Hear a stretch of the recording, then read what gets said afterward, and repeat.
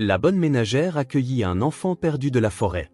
Quelques heures plus tard, alors qu'elle observait l'enfant dormir, elle fut terrifiée par la marque sur le bras de l'enfant. Avant de commencer les messages, vous devez savoir que vous n'êtes pas là, et c'est ainsi que vous quittez le canal que vous inscrivez, mais vous devez savoir plus si vous le faites. Le soleil se couchait lentement à l'horizon, teintant la ferme de nuances d'orange et de rouge. Florence marchait d'un pas ferme à travers le terrain aride, sentant la fine poussière collée à ses jupes et le tissu léger de son chemisier. C'était une femme au visage marqué par le temps, à la peau brun clair et aux yeux bruns qui, bien que fatigués, gardaient une lueur de détermination. Ses cheveux noirs, tirés en un chignon serré, complétaient l'image d'une femme organisée et pragmatique, mais un battement de cœur inquiet résonnait dans sa poitrine. Ces quartiers ne changent jamais, peu importe le nombre de fois que je passe par ici, pensa-t-elle en essuyant la sueur de son front. Les quartiers des travailleurs étaient un contraste cruel avec la grande maison où Florence accomplissait ses devoirs de gouvernante. Les murs et les toits fragiles en bois, pleins de trous, protégeaient à peine les familles vivant là. L'odeur de la moisissure et de la saleté se mêlait à la sueur de ceux qui luttaient pour survivre jour après jour. Florence n'avait aucune obligation là-bas. Elle travaillait dans la grande maison, mais elle ne pouvait pas ignorer un enfant qu'elle avait aperçu au loin. Elle observait ce petit enfant assis dans un coin, les côtes saillantes et le regard perdu. Comment quelqu'un peut-il permettre cela, pensa-t-elle, sentant son estomac se nouer. Mais avant qu'elle ne puisse s'approcher, elle entendit des pas lourds derrière elle. « Laisse-moi tranquille, Florence, ça ne te regarde pas », dit l'un des surveillants, un homme robuste au visage marqué de cicatrices et à la voix aussi rugueuse que la pierre. Il portait un fouet à la main et fixait intensément la fille qui tremblait maintenant en silence. « Que fais-tu ici ?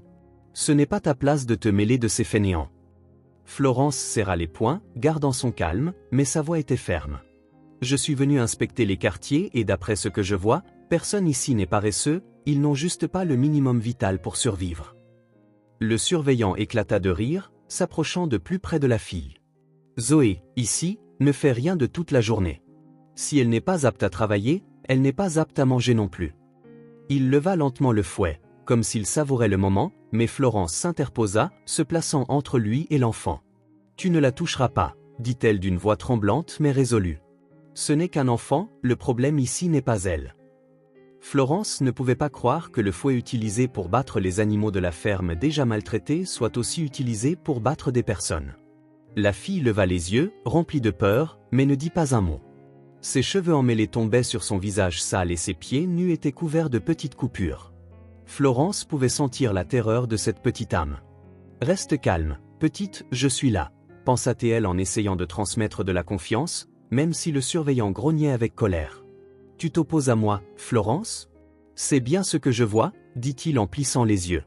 Je dis que ça suffit, c'est inacceptable de traiter ainsi quelqu'un, encore moins un enfant, répondit-elle, sa main tremblante alors qu'elle essayait de maintenir sa posture.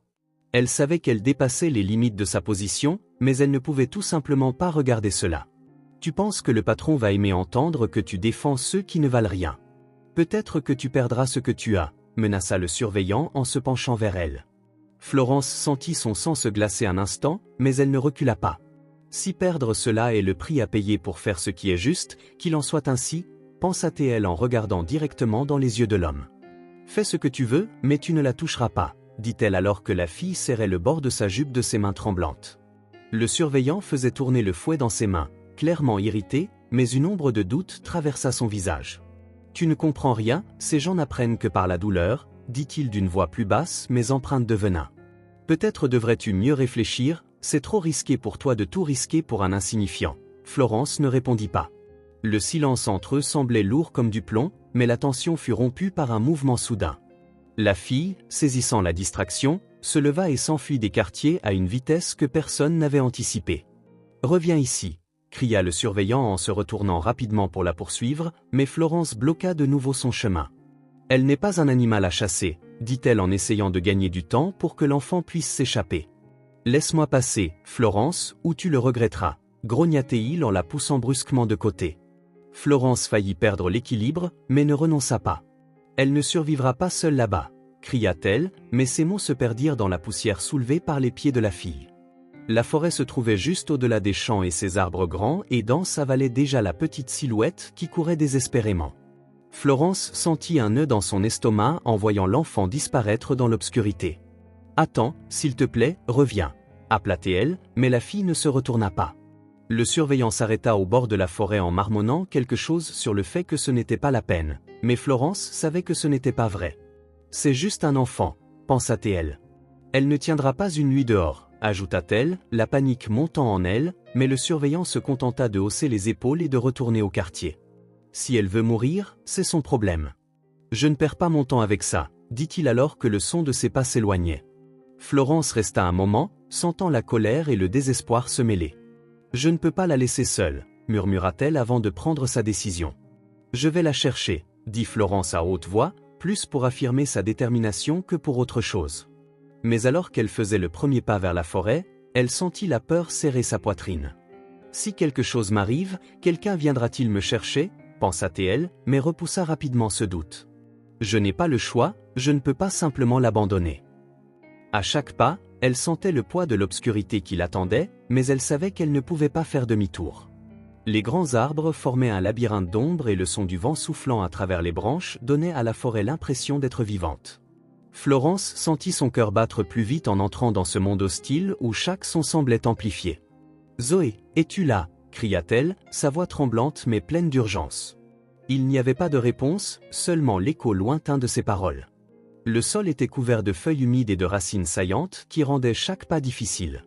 Florence trébucha plusieurs fois, sentant ses genoux se rayer et sa jupe se prendre dans de faibles branches. « C'est insensé, j'aurais dû être plus rapide », pensa-t-elle en luttant pour garder son équilibre, mais abandonner n'était pas une option. « C'est juste un enfant, je ne peux pas revenir sans elle », murmura-t-elle, essayant de repousser les pensées d'échec. Le bruit des branches se brisant au loin la fit s'arrêter un instant. « Peut-être que c'est elle », pensa-t-elle en changeant rapidement de direction, mais plus elle marchait, plus la forêt semblait se refermer autour d'elle. La lumière du jour s'estompait rapidement et l'obscurité prenait le dessus. « Je dois la trouver avant qu'il ne soit trop tard », murmura-t-elle, la peur grandissant à chaque pas.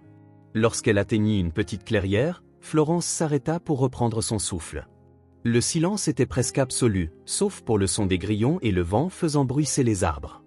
Elle regarda autour d'elle, essayant de trouver un signe de la fille. « Peut-être que j'ai pris le mauvais chemin », pensa-t-elle, sentant le poids du doute, mais bientôt elle remarqua un morceau de tissu accroché à une branche basse.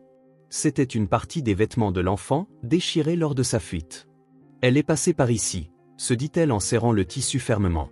C'était un petit soulagement au milieu du désespoir, mais pas suffisant pour calmer son cœur. Le ciel était maintenant complètement sombre et les ombres autour d'elle semblaient prendre vie. « Zoé, réponds, je suis là pour t'aider », cria-t-elle de nouveau, mais sa voix semblait se perdre dans le vide. Le ciel était noir de jet quand Florence, épuisée, décida de retourner à la ferme. Ses pas étaient lourds, son corps douloureux de la recherche infructueuse. Chaque son de la forêt semblait se moquer de son impuissance, mais elle savait qu'elle ne pouvait pas continuer dans l'obscurité. « Si je me perds aussi, je ne pourrai aider personne », pensa-t-elle en cherchant la faible lumière de la grande maison au loin. En traversant la lisière des arbres et en atteignant les champs, elle sentit le froid de la nuit s'intensifier, le poids qu'elle portait déjà. Chaque pas semblait plus difficile que le précédent, mais l'image de Zoé disparaissant entre les arbres lui rappelait constamment qu'elle ne pouvait pas abandonner. « Je dois trouver un moyen de continuer à chercher », pensa-t-elle, même si l'épuisement commençait à se faire sentir. En approchant de la grande maison, les murmures des employés ayant terminé le travail de la journée commencèrent à se faire entendre. « Elle n'aurait pas dû se mêler », chuchota une femme en passant. « Et maintenant, qui va payer pour cela ?»« C'est nous tous », commenta une autre en lançant un regard méfiant à Florence. Elle tenta d'ignorer les commentaires, mais le poids des mots resserra son cœur. « Ils ont raison, si quelque chose arrive, les maîtres me blâmeront », pensa-t-elle en avalant difficilement alors qu'elle montait les marches de l'entrée de la maison. Chaque marche semblait plus lourde, portant le sentiment d'échec qui persistait. Ruby, la matriarche de la famille, se tenait sur le porche, tenant un verre de vin et observant le champ avec dédain. C'était une grande femme aux cheveux gris parfaitement coiffés et aux yeux aussi froids que la nuit tombant autour d'elle. En voyant Florence, elle haussa un sourcil, visiblement agacée. « Tu as l'audace de te présenter après avoir disparu toute la journée », demanda-t-elle d'une voix aussi tranchante qu'une lame, chaque mot portant le jugement implacable que la gouvernante connaissait si bien, mais qui la mettait toujours sur les nerfs. Florence baissa la tête, prenant une profonde inspiration pour contrôler la colère qu'elle ressentait. « Je suis allée vérifier les quartiers et il y a eu un incident », répondit-elle, choisissant soigneusement ses mots. Mais Ruby n'attendit pas d'explication. Je ne veux pas d'excuses, Florence. Si tu te mets encore là où tu ne dois pas, je m'assurerai que ce soit la dernière fois, dit-elle avant de tourner le dos et d'entrer dans la maison. Avec des pas fermes, le son de ses talons résonnait sur le bois, comme pour clarifier que sa parole était finale. Le silence qui s'ensuivit était insupportable. Florence sentit des larmes perler à ses yeux, mais refusa d'en verser. Je ne peux pas abandonner maintenant, si je ne fais rien, personne ne le fera, pensa-t-elle en retournant à la cuisine de la grande maison.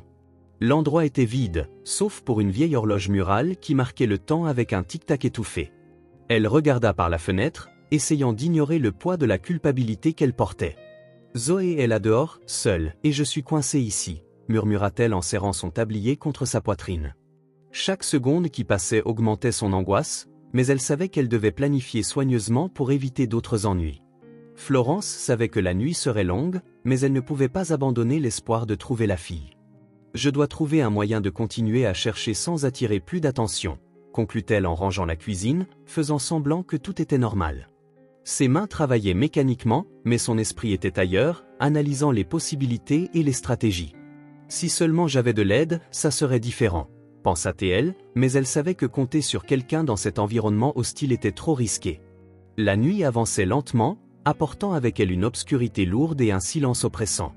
Florence s'assit dans une petite chaise près de la fenêtre de la chambre des serviteurs, regardant le champ vide. Elle entendit les grillons et le son lointain d'un animal nocturne, mais son esprit était trop occupé pour se reposer. A-t-elle trouvé un endroit pour se mettre à l'abri ou est-elle blessée, pensa-t-elle en se mordant la lèvre inférieure par inquiétude. Son agitation augmentait à chaque instant, comme si la forêt elle-même l'appelait, exigeant qu'elle fasse plus. La clarté faible de la lune se répandait à travers les champs, peignant le paysage de nuances de gris et d'ombre. Florence passa sa main le long du bord de la chaise, ses doigts tremblants de froid et de tension accumulée. Et si elle a faim, soif ? Mon Dieu, j'aurais dû courir plus vite après elle, pensa-t-elle, sentant le poids de la culpabilité comme une encre attachée à sa poitrine. Dehors, le vent faisait osciller les feuilles des arbres, un son doux et menaçant qui semblait murmurer que quelque chose allait se passer. Le souvenir du regard effrayé de la fille apparaissait constamment dans son esprit, comme pour l'accuser de l'abandon. J'aurais dû lui tenir la main, l'empêcher de s'enfuir d'une manière ou d'une autre, murmura-t-elle en serrant son tablier contre sa poitrine. Peu importe combien elle essayait de se convaincre qu'elle faisait tout ce qu'elle pouvait, l'angoisse était implacable. À chaque son de la nuit, qu'il s'agisse d'un hurlement lointain ou du craquement du vieux bois, son imagination peignait des scénarios terribles de ce qui pourrait arriver à Zoé dans la forêt. Soudain, le son de pas résonna dans le couloir. Florence se redressa, son cœur battant la chamade en reconnaissant la voix ferme de Ruby de l'autre côté de la porte. « J'espère que tu as appris ta leçon, Florence. La gentillesse a un prix, dans notre position, cela coûte beaucoup trop, dit-elle sans attendre de réponse. Les mots flottèrent dans l'air comme un poids mort. En fermant les yeux, Florence tenta d'ignorer le nœud formant dans sa gorge. Ils ne comprendront jamais que vouloir aider n'est pas une faiblesse, pensa-t-elle en pressant ses doigts contre son tablier, comme si cela pouvait la calmer. Pendant quelques instants, elle resta immobile, essayant d'absorber ce qu'elle venait d'entendre. Les paroles de Ruby n'étaient pas nouvelles, mais cette nuit-là, elles semblaient encore plus tranchantes. Florence savait qu'un faux pas pourrait lui coûter non seulement son emploi, mais aussi l'avenir incertain de la fille qu'elle voulait protéger. La gentillesse a un prix, répéta-t-elle dans son esprit, mais elle ne pouvait pas accepter que le prix était le silence face à tant de souffrance. Toute la nuit, les autres serviteurs retournèrent dans leur quartier, mais dormir n'était pas une option pour Florence. Elle ouvrit un petit coffre dans le coin de la pièce et en sortit une couverture fine. « Si je peux sortir sans que personne ne me voie, peut-être que je peux chercher un peu plus longtemps, » pensa-t-elle en pliant la couverture dans ses mains, mais le son des voix en bas la fit s'arrêter. Son attention fut capturée par des fragments de conversation qui la rendaient encore plus mal à l'aise. Qu'est-ce qu'elle pensait ? Ça ne fait que nous attirer des ennuis, dit l'un des surveillants d'une voix chargée de mépris. Penses-tu qu'elle tiendra beaucoup plus longtemps ? Ruby va se débarrasser d'elle à la première occasion, murmura-t-elle. Florence s'inclina pour mieux écouter, mais le son des pas dans les escaliers la fit se replier. Elle savait qu'elle était dans une position délicate, mais elle ne pouvait pas abandonner cet enfant à son sort. Si j'échoue, personne d'autre n'essaiera, pensa-t-elle en essayant de repousser la peur croissante. Le tic-tac de l'horloge sur le mur semblait de plus en plus fort, se moquant de son hésitation. Florence regarda de nouveau la couverture dans ses mains, puis la porte. Le couloir était vide, mais les risques d'être découverte étaient élevés. Et si ce n'est pas le bon moment? Peut-être que je devrais attendre l'aube, pensa-t-elle en essayant de justifier sa propre paralysie, mais en même temps, elle imaginait la fille dans l'obscurité, vulnérable et seule. Cette vision la laissait presque sans souffle. Vers minuit, le silence tomba sur la maison. Florence, toujours assise près de la fenêtre, regardait la forêt où l'obscurité semblait encore plus menaçante. Chaque ombre semblait bouger, chaque son semblait chargé de sens. Mais puis un cri lointain traversa l'air, interrompant ses pensées. Florence figea, son cœur battant à tout rompre.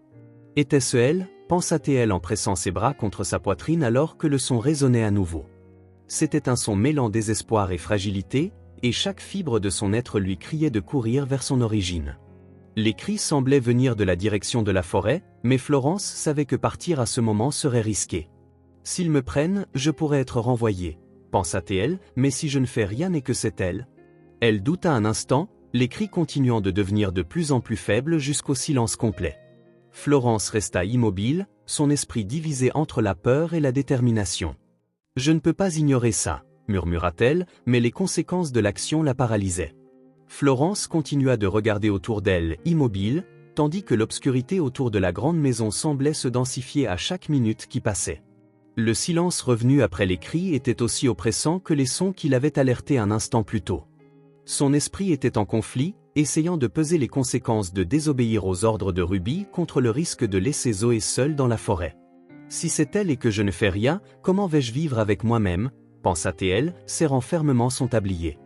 L'angoisse était presque physique, et l'horloge sur le mur semblait marquer chaque seconde avec plus d'intensité. Finalement, Florence se leva, déterminée. Elle prit la couverture fine qu'elle avait mise de côté plus tôt et l'enroula autour de ses épaules, comme si cela pouvait la protéger de plus que du froid. « Je ne peux pas rester ici, je dois essayer », murmura-t-elle en essayant de rassembler son courage. Avant de partir, elle regarda par la fenêtre une fois de plus, observant les ombres inquiétantes qui dansaient dans le champ sous la pâle lumière de la lune. Son cœur battait à tout rompre, mais il y avait quelque chose de plus fort que la peur, le besoin de trouver la fille. Florence descendit silencieusement les escaliers, ses pieds nus pour éviter les bruits résonnants dans la maison. Le couloir était vide, mais chaque ombre projetée par les bougies illuminant le rez-de-chaussée semblait prendre vie. La gouvernante s'arrêta en bas des escaliers, prit une profonde inspiration avant d'ouvrir la porte qui menait dehors. L'air glacé de la nuit l'enveloppa immédiatement et elle sentit un frisson parcourir son échine. « J'espère que personne ne se réveillera et ne me verra », pensa-t-elle en tirant la couverture plus étroitement autour de son corps. Elle traversa rapidement la cour, ses yeux se tournant constamment vers les fenêtres de la grande maison, craignant de voir un mouvement qui trahirait son évasion. « Je n'ai pas le choix, je dois le faire maintenant pendant que tout le monde dort », murmura-t-elle en essayant de repousser la culpabilité de désobéir. Lorsqu'elle atteignit le bord de la forêt, elle s'arrêta un instant, fixant l'obscurité devant elle. Ces arbres qui, pendant la journée, semblaient simples et familiers, avaient maintenant une présence presque menaçante. Entrer dans la forêt la nuit était un défi qui demandait plus que du courage, il fallait affronter son propre instinct de survie. Chaque pas que Florence faisait claquait sous ses pieds, brisant le silence de manière inconfortable. L'odeur forte de la terre humide et des feuilles pourries emplissait l'air, tandis que les ombres semblaient bouger autour d'elle. « Ce n'est que mon imagination, je dois me concentrer », pensa-t-elle en essayant d'ignorer la sensation d'étouffement dans sa poitrine, mais le sentiment que quelque chose ou quelqu'un la regardait ne disparaissait pas. Elle avança lentement, les yeux alertes pour tout signe pouvant indiquer la présence de Zoé. Lorsqu'elle vit une branche basse se balancer sans vent, elle s'arrêta brusquement, son cœur battant la chamade. « Est-ce elle » murmura-t-elle en se penchant pour inspecter la zone, mais tout ce qu'elle trouva était le vide et la présence inquiétante de la forêt qui semblait avaler tous les sons. « J'aurais dû réfléchir avant de venir seule », pensa-t-elle, mais faire demi-tour n'était plus une option. À mesure qu'elle progressait, Florence commença à remarquer de petites traces du passage de Zoé. D'abord, elle vit un morceau de tissu accroché à une branche basse, déchiré et souillé de terre. Elle le ramassa soigneusement, le tenant comme s'il était la seule preuve que la fille était encore vivante. « Elle est passée par ici, il y a encore de l'espoir », murmura-t-elle, le son de sa propre voix apportant un réconfort momentané alors qu'elle serrait le tissu contre sa poitrine. Florence continua, les yeux alertes pour d'autres signes. Elle marchait avec difficulté, évitant les branches basses qui semblaient s'accrocher à ses vêtements comme pour l'empêcher d'avancer. La lumière de la lune parvenait à peine à pénétrer la densité des arbres, créant des ombres qui bougeaient avec le balancement du vent. Je dois être rapide, la nuit se refroidit encore et elle n'a rien pour se protéger, pensa-t-elle en sentant une boule se former dans sa gorge. Chaque son de la forêt, autrefois imperceptible, semblait maintenant prendre vie, amplifiant son anxiété. Peu de temps après, elle trouva de petites empreintes dans la terre humide, partiellement effacées par le temps et la végétation. Florence se baissa, passant ses doigts sur les marques en essayant de calculer la direction qu'elle prenait. « Tu es dans le coin, dit-elle d'une voix chargée d'anxiété. Le bruit de quelque chose se déplaçant à sa gauche la fit se figer un instant, mais quand elle regarda, elle ne vit rien que des ombres. Son cœur s'emballa, mais elle décida d'ignorer l'apparition et de suivre les marques qui disparaissaient dans la partie plus dense des bois. À mesure qu'elle avançait, le terrain devenait plus irrégulier, rempli de racines saillantes et de trous couverts de feuilles. Florence trébucha quelquefois, se griffant les genoux et ressentant la douleur qui irradiait, mais elle continuait. « Je ne peux pas m'arrêter maintenant, elle a besoin de moi », pensa-t-elle en essayant de repousser les tiraillements qui montaient dans ses jambes fatiguées. Le froid commençait à pénétrer sa peau et son souffle devenait visible dans l'air, lui rappelant que le temps était contre elle. « Juste un peu plus, elle doit être proche », murmura-t-elle comme si cela pouvait la convaincre d'ignorer l'épuisement. Florence commença à sentir la fatigue s'accumuler dans ses jambes, mais la peur et la détermination la poussaient à continuer. À chaque pas, la forêt semblait plus fermée, les arbres s'inclinant comme s'ils voulaient l'empêcher de passer. Elle pensa aux histoires que les travailleurs racontaient à propos de cet endroit, des loups, des serpents venimeux et même des fantômes. « Je n'ai jamais cru à ces choses, mais maintenant, tout semble si réel », pensa-t-elle en sentant la sueur froide couler sur sa nuque. Les ombres qui semblaient autrefois faire partie du décor avaient maintenant des formes que son esprit insistait pour transformer en quelque chose de menaçant. Au loin, elle entendit le bruit de branches se brisant. C'était quelque chose de lourd, différent des petits bruits qu'elle avait remarqués auparavant. « Ça ne peut pas être elle, c'est trop fort pour un si petit enfant », pensa-t-elle, ses yeux fixés dans la direction du son, mais en même temps, l'idée de ne pas enquêter était insupportable. « Et si c'était elle ? Je ne peux pas ignorer ça, » dit-elle en se forçant à avancer. Chaque pas semblait plus lourd, comme si la forêt voulait la retenir. Le silence entre les bruits était si profond que même sa respiration semblait un cri. Lorsqu'elle trouva des restes dans un coin près d'un grand rocher où quelqu'un avait apparemment essayé de se mettre à l'abri, Florence sentit son cœur bondir dans sa poitrine. « Tu es si proche, je sais que tu le es », dit-elle en le regardant comme s'il s'agissait d'un indice en or, mais en inspectant le sol autour, elle remarqua quelque chose d'étrange. Il y avait des marques qui n'appartenaient pas à Zoé, des empreintes plus grandes et plus profondes, comme si une autre personne ou chose avait suivi le même chemin. « Ça ne peut pas être », murmura-t-elle, la panique commençant à prendre le dessus dans son esprit, imaginant le pire, un prédateur ou quelqu'un qui pourrait faire du mal à la fille. La forêt semblait encore plus oppressive, les arbres se balançant dans le vent produisant un son similaire à un murmure, comme s'ils conversaient de sa présence. Le sol était glissant à cause de l'humidité et Florence perdit presque l'équilibre en marchant sur une racine couverte de mousse. Pourquoi cela se passe-t-il ? Pourquoi a-t-elle dû fuir ? Pensa-t-elle, frustrée en essayant de contrôler son désespoir.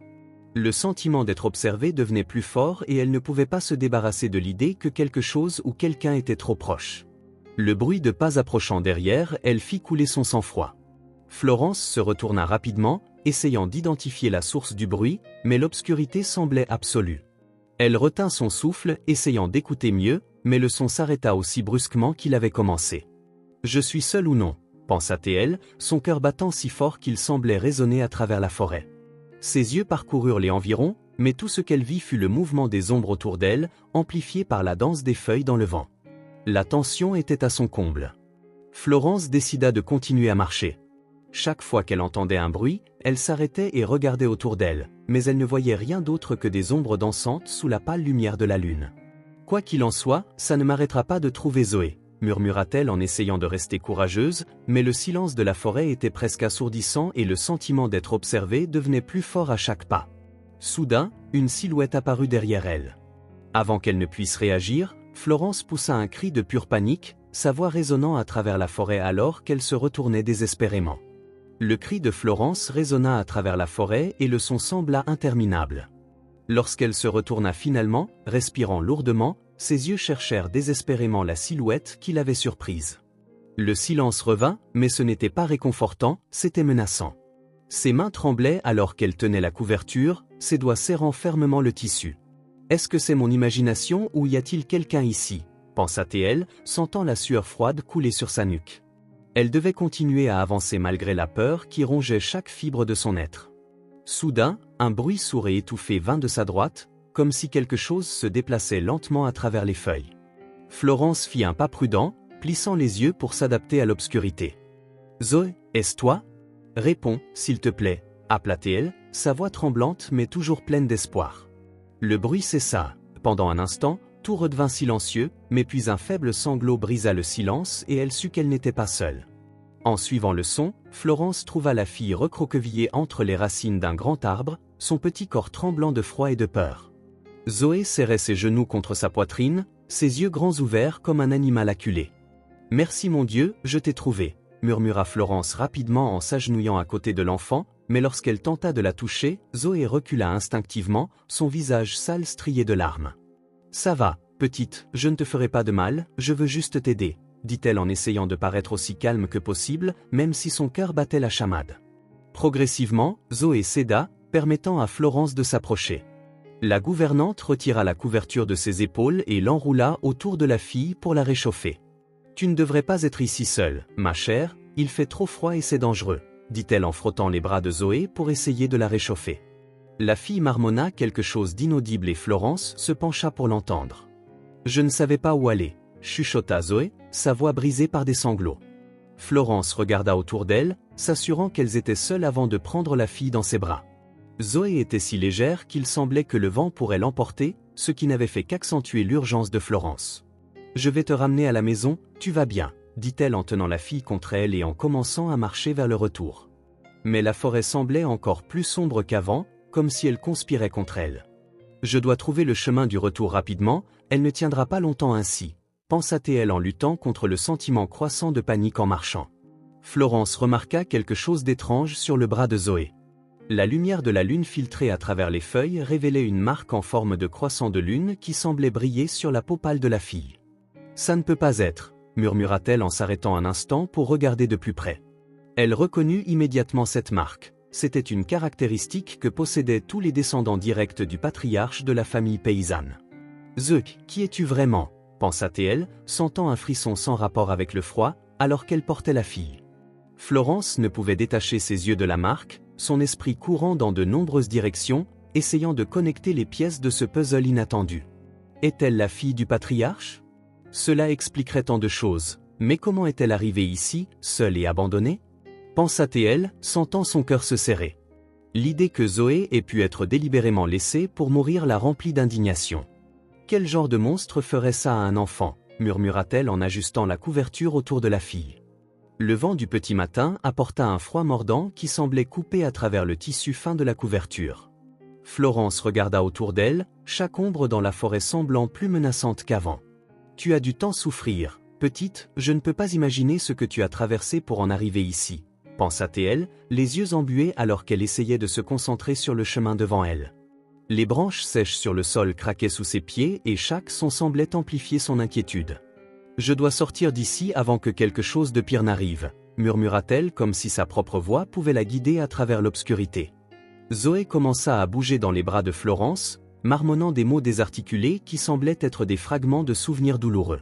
« Il ne me voulait pas » dit la fille d'une voix si basse que Florence dut se pencher pour entendre. « Chut, ça va, maintenant tu es en sécurité avec moi » répondit Florence, bien qu'elle sache que ces mots ne pouvaient effacer les traumatismes de la fille. Chaque pas semblait plus difficile, mais elle ne pouvait pas s'arrêter. « Je dois la protéger, quoi qu'il arrive » pensa-t-elle, la fatigue commençant à peser sur ses jambes, mais Florence refusa de ralentir. Elle tenait Zoé plus près de sa poitrine, sentant la faible chaleur du corps de la fille comme si sa vie s'échappait. « Je ne laisserai rien t'arriver » murmura-t-elle, la boule dans sa gorge presque l'empêchant de parler. Les mots de Zoé résonnaient dans son esprit et elle se demanda combien de fois la petite fille avait dû entendre qu'elle était indésirable. « Tu mérites mieux, je m'en assurerai » pensa-t-elle en pressant ses lèvres pour contenir l'émotion. Lorsqu'elle émergea enfin de la forêt et vit la grande maison au loin, Florence s'arrêta un instant pour reprendre son souffle. Le soulagement d'être proche d'un endroit familier était éclipsé par l'incertitude de ce qu'elle devait faire ensuite. « Si quelqu'un découvre qui je suis vraiment, ça va causer des ennuis pour nous deux » pensa-t-elle en serrant Zoé plus fort contre sa poitrine. Mais abandonner la fille n'était jamais une option. Je prendrai soin de toi, peu importe le coût, murmura-t-elle, sentant le poids de cette promesse dans chaque mot. Le retour semblait interminable et Florence commença à remarquer que Zoé devenait de plus en plus molle dans ses bras. « Reste avec moi, petite, ne dors pas encore, » dit-elle, sa voix chargée d'urgence. La fille ne répondit pas, mais sa respiration était superficielle et irrégulière. Florence savait qu'elle devait agir rapidement. « Juste un peu plus, nous y sommes presque, » dit-elle en essayant d'ignorer la douleur croissante dans ses jambes et ses bras. Chaque seconde semblait une éternité, les terrains de la ferme paraissant plus vastes que jamais. La faible lumière du porche de la grande maison était un mirage qui offrait à la fois réconfort et danger. Florence regarda autour d'elle, s'assurant que personne ne les observait. Alors qu'elle essayait d'avancer prudemment, il ne pouvait pas la voir ainsi, pas maintenant, pensa-t-elle, le cœur battant à l'idée des conséquences. Chaque pas était un effort, mais elle ne pouvait pas abandonner. « Tu es avec moi, petite, je promets que nous allons surmonter cela, » dit-elle doucement, comme si elle pouvait se convaincre elle-même. Lorsqu'elles atteignirent le porche de la grande maison, Florence ressentit le poids de la responsabilité s'abattre sur ses épaules comme une avalanche. Que ferait-elle maintenant? Comment pourrait-elle cacher Zoé, même pour une seule nuit? Il ne pouvait pas la connaître pour l'instant, pensa-t-elle en regardant la fille dans ses bras. La lumière tamisée du couloir illuminait le visage de Zoé et Florence vit à quel point elle était pâle, presque translucide. La peur la frappa comme un coup de poing dans la poitrine.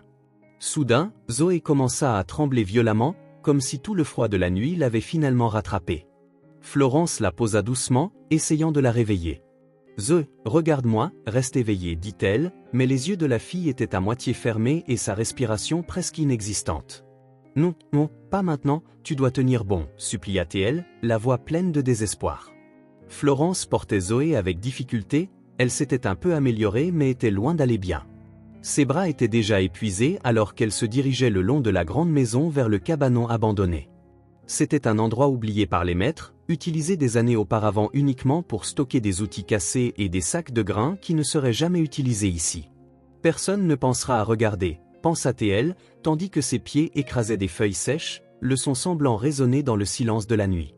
La fille était molle dans ses bras et sa respiration superficielle augmentait l'urgence dans le cœur de Florence un tout petit peu plus. « Ma chère, je vais m'occuper de toi, » murmura-t-elle, essayant d'ignorer la terreur croissante. Lorsqu'elle atteignit enfin le cabanon, Florence poussa la porte en bois avec son épaule, qui grinça fort au point de la faire retenir son souffle. Elle entra rapidement et ferma la porte derrière elle, appuyant Zoé contre le sol dur et compacté. « Tu dois te rétablir, je ne laisserai rien t'arriver, » dit-elle en ajustant la couverture autour de la fille. La lumière de la lune filtrait à travers de petites fissures dans les planches, illuminant le visage pâle de Zoé. Florence brossa le front de la fille et sentit la chaleur intense qui confirmait sa pire suspicion. La fièvre était élevée. Sans temps pour hésiter, Florence commença à chercher quelque chose qui pourrait servir de lit improvisé. Elle trouva un morceau de toile et un sac en jute qui servirait à protéger la fille du sol froid. « Cela devra suffire pour l'instant, » murmura-t-elle en arrangeant soigneusement Zoé. La fille ouvrit les yeux un instant mais ne sembla pas reconnaître où elle se trouvait. « Je suis là, tu es en sécurité maintenant, » dit Florence en tenant sa petite main froide, mais à l'intérieur, elle savait que ce ne serait pas suffisant. « J'ai besoin de médicaments, et vite, » pensa-t-elle, ressentant le poids de la responsabilité s'accumuler. Zoé commença à murmurer quelque chose, des mots déconnectés qui ressemblaient à des supplications d'aide ou à des fragments de cauchemar. « Ils ne nous veulent pas, » marmonna la fille, la voix à peine audible. Florence sentit son cœur se serrer mais tenta de rester calme. « Ne pense pas à ça maintenant, ma petite, je vais m'occuper de toi, » dit-elle, bien qu'elle sache que les mots ne pouvaient effacer la souffrance de cet enfant. Elle pressa ses lèvres, pensant à sa prochaine action. « Je dois trouver quelqu'un pour m'aider, je ne peux pas faire ça seule, » décida-t-elle en ajustant la couverture autour de la fille. Le seul nom qui lui vint à l'esprit fut Charlotte la cuisinière. Charlotte était discrète mais avait bon cœur, même si elle était toujours prudente pour ne pas entrer en conflit avec les maîtres. Peut-être qu'elle aurait quelque chose qui pourrait aider, pensa Florence, déjà en train de planifier comment demander de l'aide sans révéler trop. Elle regarda Zoé une fois de plus, hésitant à la laisser seule dans l'état où elle se trouvait. « Je reviens tout de suite, je promets d'apporter quelque chose pour t'aider, » dit-elle, même si la fille était inconsciente. Le silence du cabanon semblait amplifier sa culpabilité, mais Florence savait qu'elle n'avait pas d'autre choix. Elle quitta le cabanon par la porte arrière, marchant rapidement vers la cuisine de la ferme. Le froid de la nuit semblait s'aggraver et le vent mordant faisait trembler ses mains. Si quelqu'un me surprend hors de ma chambre maintenant, ils voudront des explications, pensa-t-elle en regardant autour pour s'assurer que personne n'était à proximité. La cuisine était faiblement éclairée par une lanterne faible et Florence frappa doucement à la porte, priant que Charlotte soit encore éveillée. « S'il te plaît, sois réveillée » murmura-t-elle presque en chuchotant. Martha ouvrit la porte avec un léger grincement, l'expression fatiguée de quelqu'un qui venait de terminer une longue journée de travail. « Florence, que fais-tu ici à cette heure » demanda-t-elle en fronçant les sourcils, regardant autour comme si elle s'attendait à voir quelqu'un la suivre. Florence entra rapidement, fermant la porte derrière elle. Avant de parler, elle dit « J'ai besoin de ton aide, Charlotte, c'est quelque chose de sérieux », sa voix basse mais chargée d'urgence. Charlotte croisa les bras, clairement mal à l'aise. « Si c'est quelque chose qui pourrait me causer des ennuis, il vaut mieux ne pas continuer », répondit-elle en secouant la tête, prenant une profonde inspiration pour trouver les bons mots pour convaincre Charlotte qu'il y avait un enfant très malade qui avait besoin de médicaments et de nourriture, sans mentionner de détails pouvant relier Zoé à la famille. Charlotte la regarda avec un mélange de curiosité et d'inquiétude, mais ne sembla pas convaincue. « Florence, tu sais comment ils sont, si jamais ils découvrent que nous cachons quelque chose, je pourrais tout perdre » dit-elle, la voix tremblante. « Je sais, Charlotte, mais c'est un enfant, elle a besoin de nous » insista Florence en tenant les mains de la cuisinière. « Tu as des enfants, tu sais ce que c'est que de vouloir les protéger de tout. Je ne peux pas la laisser mourir » supplia-t-elle, les yeux brillants d'émotion. Charlotte soupira, détournant le regard un instant, le combat intérieur visible sur son visage. Finalement, elle hocha lentement la tête. « D'accord, mais seulement ça. Ne me demande rien d'autre » dit-elle en se dirigeant vers les placards pour chercher quelque chose. Florence ressentit un immense soulagement bien qu'elle sache que ce n'était que la première étape.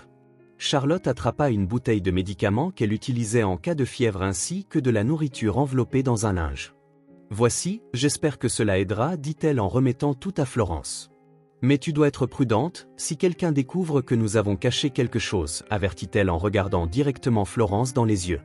Florence hocha rapidement la tête, tenant les objets comme s'ils étaient des trésors. « Merci, Charlotte, je n'oublierai pas ce que tu fais » dit-elle déjà en se dirigeant vers la porte pour retourner au cabanon. Florence entra silencieusement, fermant la porte derrière elle.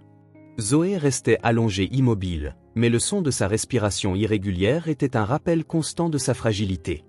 Florence s'agenouilla à côté d'elle, plaçant les objets qu'elle avait apportés sur le sol. « Nous allons prendre soin de toi maintenant, petite, cela va t'aider » dit-elle en ouvrant doucement la bouteille de médicaments. Elle tenta de faire avaler la dose à Zoé, mais la fille était trop faible, même cela semblait un effort immense. « Reste avec moi, ma chère, tu dois être forte » murmura-t-elle en caressant le visage pâle de la fille. Après avoir administré les médicaments, Florence arrangea la couverture autour de Zoé et plaça la nourriture à portée de main au cas où la fille regagnerait des forces. Mais quelque chose en elle lui disait que ce ne serait pas suffisant. « Je dois trouver un moyen de l'emmener chez un médecin, mais comment ?» pensa-t-elle, se sentant écrasée par la situation. Le silence du cabanon était inquiétant et le bruit occasionnel du vent contre les planches ne faisait qu'accentuer son anxiété. « Tu vas bien te débrouiller, je ne laisserai rien t'arriver » dit-elle, essayant de se convaincre autant que la fille pendant qu'elle arrangeait les choses. Florence réalisa qu'elle avait oublié de prendre de l'eau, sans cela, Zoé ne pourrait pas se rétablir. Elle soupira, se levant avec difficulté. « Je reviens tout de suite, ma chère, je vais chercher de l'eau pour toi » dit-elle, plus pour elle-même que pour la fille immobile. Elle prit un bol en métal qu'elle avait trouvé dans le cabanon et sortit par la porte arrière, essayant de faire le moins de bruit possible. La nuit était toujours sombre, mais maintenant elle semblait encore plus chargée de tension. En marchant vers le puits, Florence entendit des pas lourds se diriger vers le cabanon. Son cœur se figea. En se retournant, elle vit la silhouette d'un surveillant marchant lentement vers le refuge, semblant suspect, s'arrêtant tous les quelques pas pour regarder autour. « Qu'est-ce qu'il fait ici ?» pensa Florence, la panique prenant le dessus. Elle serra le bol fermement, ne sachant pas quoi faire. « S'il entre dans le cabanon, tout sera perdu » murmura-t-elle, la peur gravée sur son visage. Le surveillant s'arrêta devant le cabanon, les mains sur les hanches, regardant la vieille structure avec suspicion. Florence, toujours tenant le bol en métal, sentit son cœur battre si fort qu'il semblait résonner dans la nuit silencieuse. « S'il entre maintenant, tout sera perdu » pensa-t-elle, essayant de contrôler sa respiration. Décidant quoi faire, elle marcha vers le cabanon avec des pas rapides et fermes, comme si elle avait un but précis. « Que fais-tu ici, Florence » demanda le surveillant, sa voix dure et chargée d'autorité. « Je cherchais quelque chose, j'ai dû partir plus tôt » improvisa-t-elle, essayant de paraître ferme. Il haussa un sourcil, clairement sceptique, croisa les bras et demanda « Pourquoi es-tu sorti de ta chambre à cette heure ? Tu sais que cela va à l'encontre des règles de la maison. » Approchant Florence, le ton menaçant dans sa voix fit avaler Florence difficilement, mais elle ne recula pas. « Je sais, mais j'avais besoin de trouver quelque chose avant l'aube. »« Je ne voulais déranger personne » répondit-elle en évitant le contact visuel. Le surveillant la regarda longuement. Le silence entre elles était presque insupportable. Finalement, il fit un pas en arrière mais ne relâcha pas sa posture. « Donc, tu te fais disparaître, Florence. Ruby te surveille. Si elle découvre que tu caches quelque chose » laissa-t-il la phrase en suspens, ce qui ne fit qu'augmenter la tension. Florence serra le bol contre son corps, sentant la sueur couler le long de son cou. « Je ne cache rien, je fais juste mon travail » dit-elle, essayant de paraître convaincante bien que son cœur battait la chamade. Il jeta un dernier regard autour de lui avant de tourner. « J'espère que tu dis la vérité, parce que si je découvre quelque chose, tu le regretteras » menaça-t-il en revenant lentement vers la grande maison. Florence attendit jusqu'à ce qu'il disparaisse dans l'obscurité avant de laisser échapper un soupir tremblant.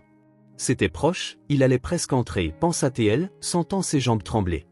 Elle savait que ce n'était que le premier de nombreux moments où sa loyauté serait mise à l'épreuve. De retour au cabanon, Florence ouvrit la porte avec précaution, trouvant Zoé exactement où elle l'avait laissée. La fille était toujours immobile, mais le son de sa respiration irrégulière rappelait constamment sa fragilité. « Je ne peux pas continuer comme ça longtemps, ils vont finir par découvrir » pensa-t-elle en plaçant le bol d'eau à côté de la fille. Elle humidifia un linge et le pressa contre le front chaud de Zoé, essayant d'apporter un peu de soulagement. « Tu dois te rétablir, petite, n'abandonne pas maintenant » murmura-t-elle, essayant de cacher son propre désespoir en prenant soin de la fille.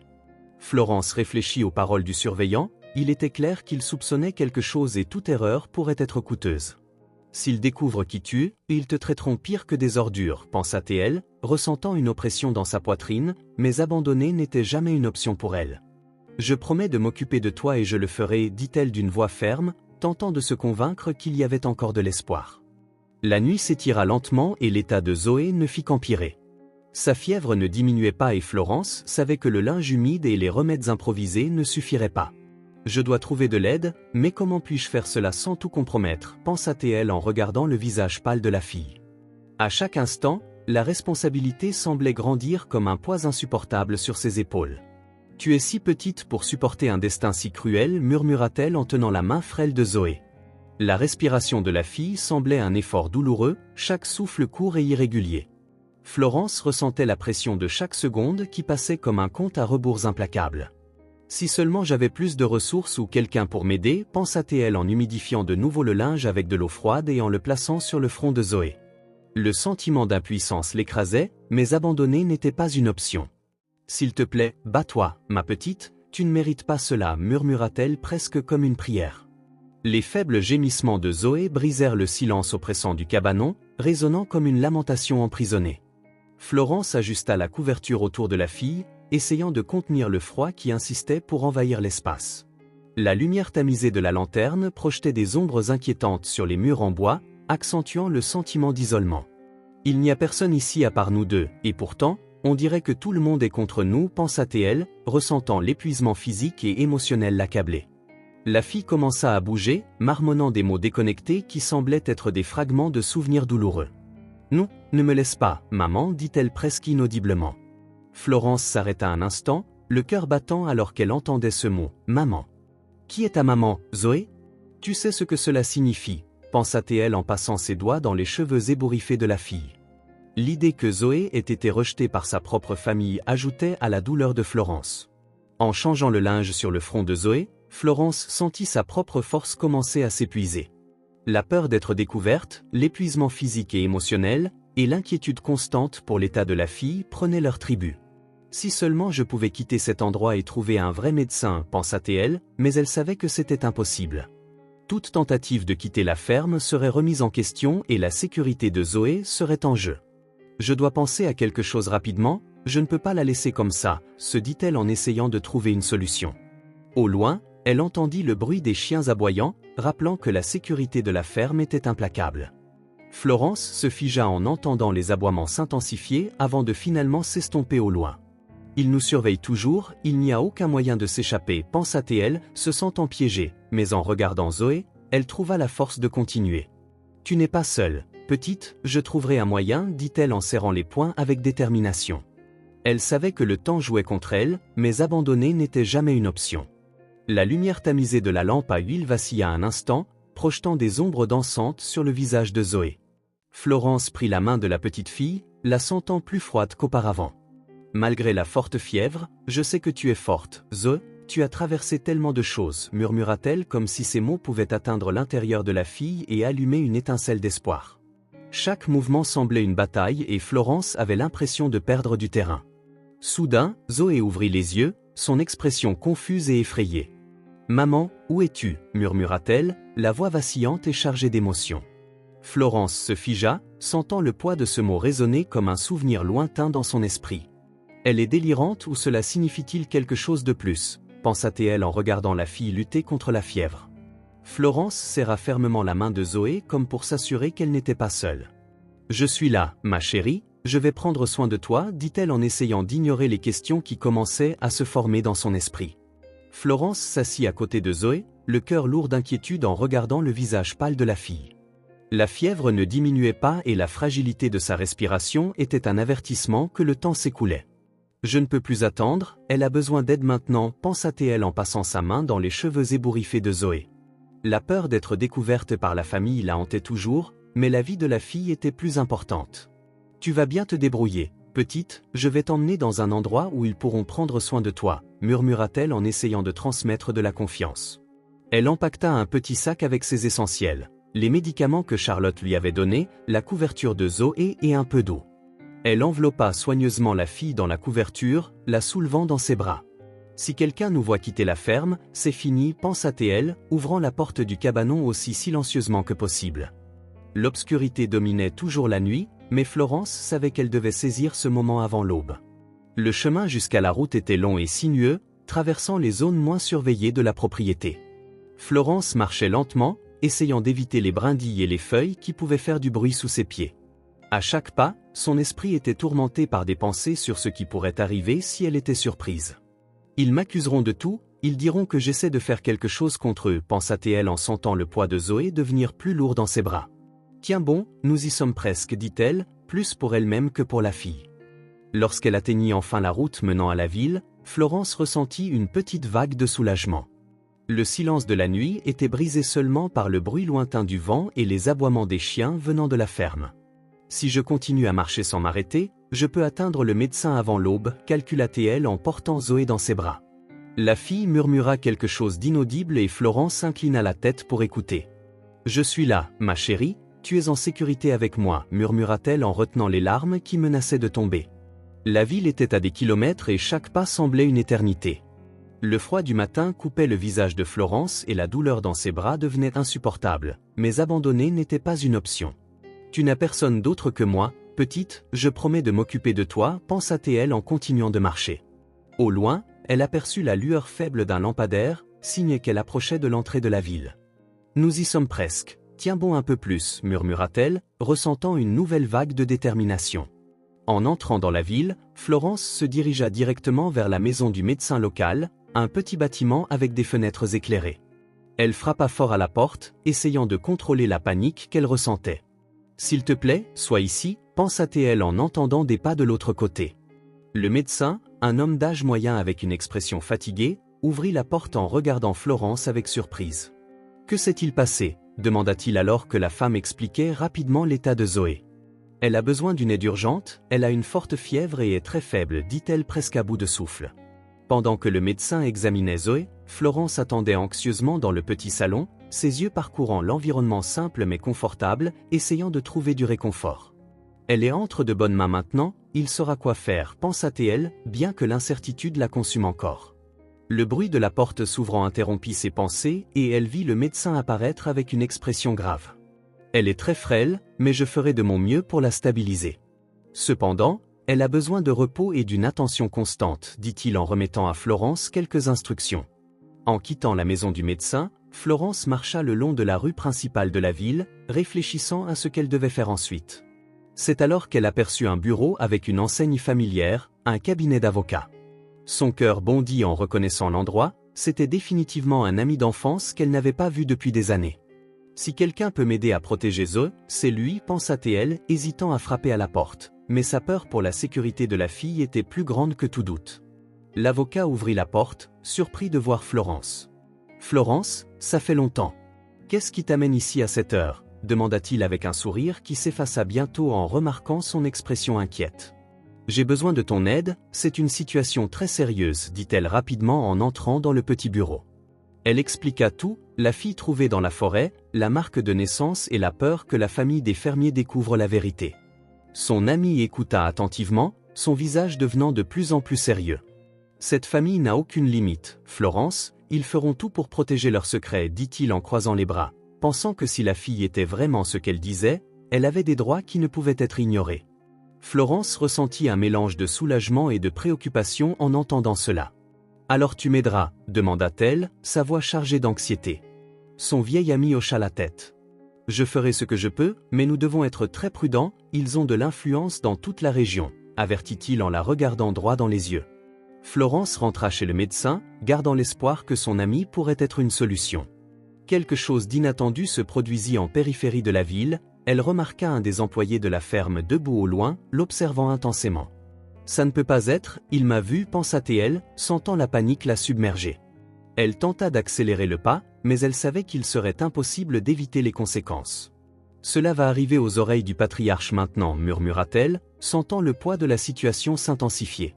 De retour chez le médecin, Florence trouva Zoé se reposant sur un lit improvisé. Le soulagement fut immédiat, mais il ne dura pas longtemps.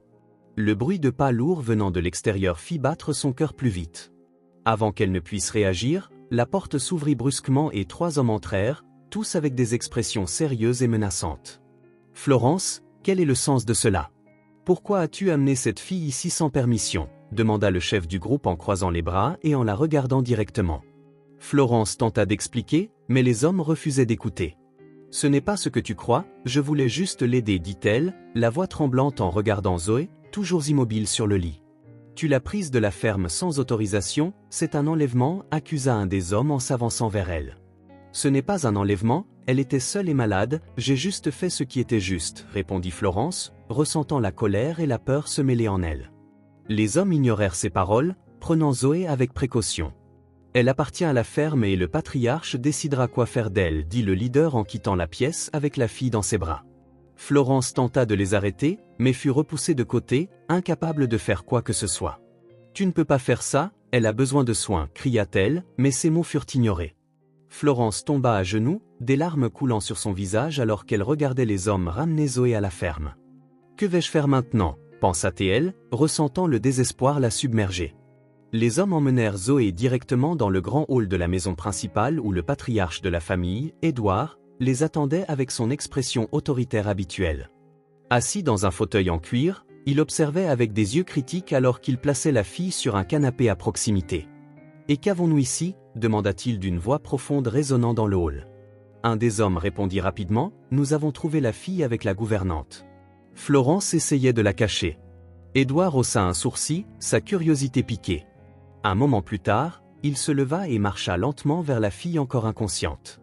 En remarquant la marque de naissance sur le bras de Zoé, Édouard s'arrêta brusquement. « Ça ne peut pas être, murmura-t-il, le ton de sa voix presque imperceptible. Il tourna rapidement le visage, retrouvant sa posture rigide, mais il était évident que quelque chose l'avait ébranlé. « Cette fille, d'où vient-elle ? Comment est-elle arrivée ici ?» demanda-t-il, maintenant plus sérieusement, s'adressant aux employés. « Elle a été trouvée dans la forêt, monsieur, Florence l'a amenée à la ferme, répondit le chef du groupe. Édouard s'approcha de nouveau, s'inclinant pour mieux voir la marque. Son visage se durcit et il tourna brusquement. « Amenez-la dans l'une des chambres d'invités, traitez-la comme si elle faisait partie de nous, mais ne laissez personne la voir, ordonna-t-il d'une voix tranchante comme une lame. Les employés échangèrent des regards confus mais obéirent. C'est absurde, il sait qui elle est, mais il ne l'admettra jamais, pensa le chef du groupe alors qu'ils emmenaient la fille hors du hall. Lorsque la femme d'Édouard, Ruby, entra dans le hall, elle trouva son mari debout près de la fenêtre, visiblement perturbé. Que se passe-t-il? Pourquoi cette fille est-elle ici? Demanda-t-elle en croisant les bras. Édouard hésita avant de répondre, mais finit par dire, c'est un problème que nous devons résoudre, rien de plus. Ruby plissa les yeux, clairement suspicieuse, mais décida de ne pas insister. J'espère que tu sais ce que tu fais, Édouard, nous ne pouvons pas avoir de scandale, dit-elle avant de quitter le hall. Pendant ce temps, Florence resta dans la grange, le cœur lourd de culpabilité et d'impuissance. Je l'ai laissé se faire prendre, comment ai-je pu échouer aussi lamentablement, pensa-t-elle en faisant les 100 pas, son esprit envahi par des idées sur ce qu'elle devait faire ensuite, mais toutes semblaient dangereuses ou impraticables. C'est alors qu'elle entendit des pas à l'extérieur, c'était Charlotte qui entra rapidement, fermant la porte derrière elle. « Florence, que s'est-il passé ? » « J'ai entendu dire qu'ils ont repris la fille, » dit Charlotte, sa voix pleine de préoccupation. « Oui, Charlotte, ils l'ont emmenée directement chez Édouard et maintenant je ne sais pas quoi faire, » répondit Florence en tenant les mains de son amie comme si elle cherchait du soutien. Charlotte soupira profondément en secouant la tête. « Si elle est vraiment ce que tu dis, alors tu as affaire à quelque chose de bien plus grand que nous deux, mais nous ne pouvons pas simplement la laisser là, dit-elle avec détermination. « Je vais t'aider, Florence, quoi qu'il arrive, répondit Florence. Avec l'aide de Charlotte, Florence commença à élaborer un plan pour tenter de sauver Zoé. Elle savait qu'elle ne pouvait pas agir seule, alors elles cherchèrent du soutien auprès d'autres employés mécontents dans la cuisine où le bruit des casseroles et des poêles étouffait toute conversation. Florence rassembla 2 collègues de confiance. « Ils nous traitent comme des jetables, mais si nous faisons cela ensemble, nous pouvons y arriver, dit-elle d'une voix basse mais pleine de conviction. Bien que réticents, les employés échangèrent des regards avant d'accepter, tant que cela ne mettait pas leur famille en danger. L'un d'eux répondit, « Si nous échouons, nous paierons cher, » dit l'autre avant de se dépêcher de partir. Martha resta aux côtés de Florence, son expression un mélange de peur et de détermination. « Tu sais que ça ne sera pas facile, Édouard contrôle chaque recoin de cette ferme, » murmura-t-elle en remuant la soupe dans une grande marmite. Florence hocha la tête, les yeux fixés sur le sol en terre. « Je sais, mais je ne peux pas laisser Zoé seule, cet enfant n'a personne, » dit-elle en serrant fermement son tablier. L'odeur des épices se mêlait à la chaleur de la cuisine, créant un contraste presque cruel avec le poids de la conversation. « Je ferai ce que je peux, mais sois prudente, » répondit Charlotte en remettant une poignée d'herbes séchées qui pourraient aider Zoé à se rétablir. Pendant ce temps, Édouard monta dans la chambre où Zoé était retenue. Le couloir était silencieux, sauf pour le son de ses chaussures résonnant sur le sol en bois. En ouvrant la porte, il trouva la fille endormie, enveloppée dans des couvertures. Il la regarda de loin, sans s'approcher, mais ses yeux trahissaient le tumulte intérieur qui le consumait. Chaque détail de cette marque de naissance lui rappelait un passé qu'il préférait enterrer. Elle a la marque, il n'y a aucun doute, mais le reconnaître serait ma perte, pensa-t-il, serrant les poings alors qu'il luttait contre ses propres pensées. La lumière tamisée de la lampe illuminait le visage fatigué d'Édouard alors qu'il s'approchait de la fenêtre, essayant de retrouver sa contenance. C'est alors que Ruby entra dans la chambre sans avertissement, interrompant ses pensées. « Que se passe-t-il ici, Édouard ? Qui est cette fille ?» demanda-t-elle en croisant les bras et en plissant les yeux. Il hésita avant de répondre, mais finit par dire « C'est un ancien problème, rien de plus. » Ruby leva les sourcils mais n'insista pas. « J'espère que tu sais ce que tu fais, Édouard, nous ne pouvons pas permettre un scandale, déclara-t-elle en quittant la chambre avec des pas fermes. Lorsque la porte se referma, Édouard resta quelques minutes de plus, regardant la fille. Sa respiration était faible mais stable. « Si cela devient public, je devrais en répondre. Je ne peux pas laisser cela arriver, pensa-t-il, ressentant le poids de ses décisions comme une encre autour de son cou. Il ferma les rideaux de la chambre, laissant l'espace dans l'obscurité, emportant avec lui la culpabilité qui insistait pour le poursuivre. Plus tard cette nuit-là, Florence, Charlotte et les autres employés commencèrent à rassembler des fournitures et des informations pour le sauvetage dans la cuisine. Florence roula une couverture pendant que Charlotte s'occupait de séparer le pain et l'eau. « Nous devons être rapides et silencieux, si nous sommes attrapés, ce sera la fin, » dit Florence en ajustant la couverture dans un sac improvisé. Charlotte acquiesça, mais son expression montrait sa peur grandissante. « Es-tu sûr que ça va marcher ?» demanda-t-elle en regardant Florence avec des yeux inquiets. « Je n'ai pas le choix, elle a besoin de nous, » répondit Florence avec détermination. Florence savait que le plan ne suffirait pas si elle ne connaissait pas tous les détails de ce qui se passait dans la maison principale. Déterminée, elle attendit que le silence tombe sur la nuit pour approcher de la zone principale. Les couloirs étaient sombres et vides, à l'exception du bruit occasionnel de pas au loin. Elle se déplaçait prudemment, essayant d'éviter de faire craquer les planches en bois. Son cœur battait la chamade lorsqu'elle vit la lumière tamisée venant du bureau d'Edouard. S'il est réveillé, peut-être que je peux découvrir quelque chose, pensa-t-elle en s'approchant. En marchant à travers les couloirs sombres, elle entendit des voix provenant du bureau d'Edouard. Elle se cacha derrière une porte à moitié ouverte, retenant son souffle pour mieux écouter. Nous ne pouvons pas laisser cela devenir public, Ruby. Cette fille est une menace pour notre famille. Nous devons nous débarrasser de ce problème une fois pour toutes, dit Edouard, sa voix chargée de froideur.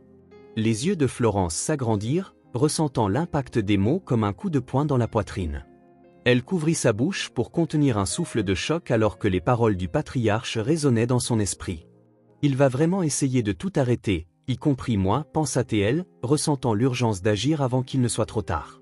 Florence quitta son lieu de cachette avec un cœur lourd et des pensées confuses. Les mots d'Edouard résonnaient comme une sentence de mort. Je ne peux pas la laisser ici, il est prêt à tout pour protéger le secret. Je dois la sortir avant qu'il ne soit trop tard, pensa-t-elle en se dirigeant vers la chambre où Zoé était enfermée.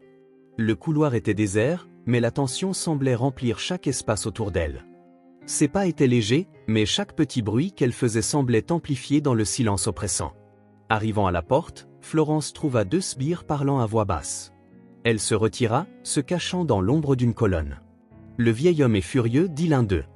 Il ne veut pas entendre parler de cette fille jusqu'à ce qu'il résolve le problème, dit un des hommes en croisant les bras.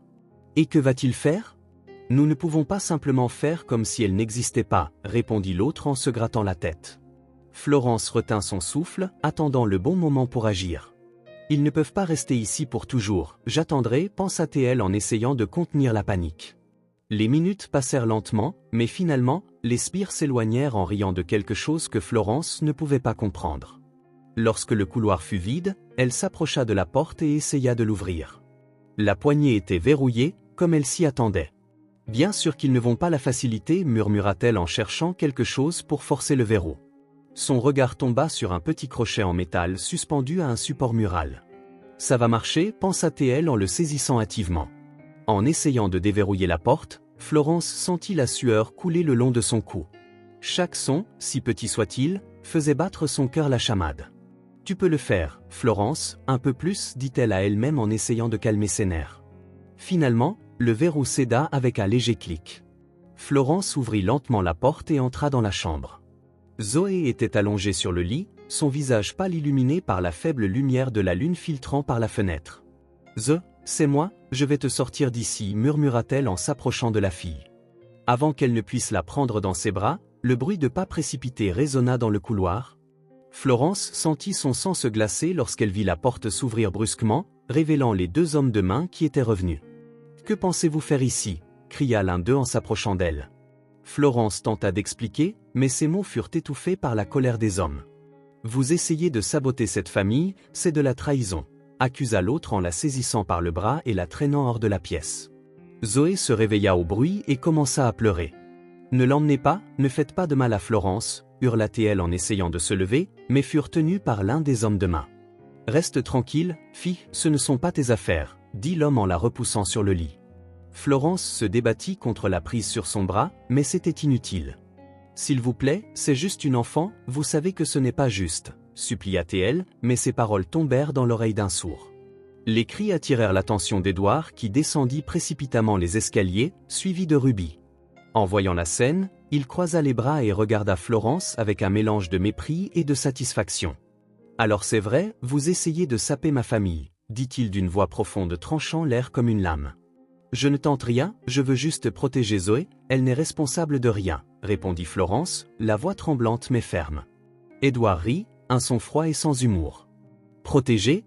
Vous n'êtes qu'une servante, qui vous a donné le droit de vous mêler des affaires de cette maison ?» Il s'approcha d'elle à pas lents et calculés. Florence baissa la tête, ressentant le poids de chaque mot.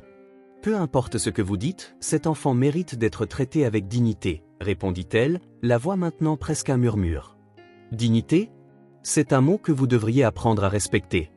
Ici, je suis celui qui est en charge, » rétorqua Edouard.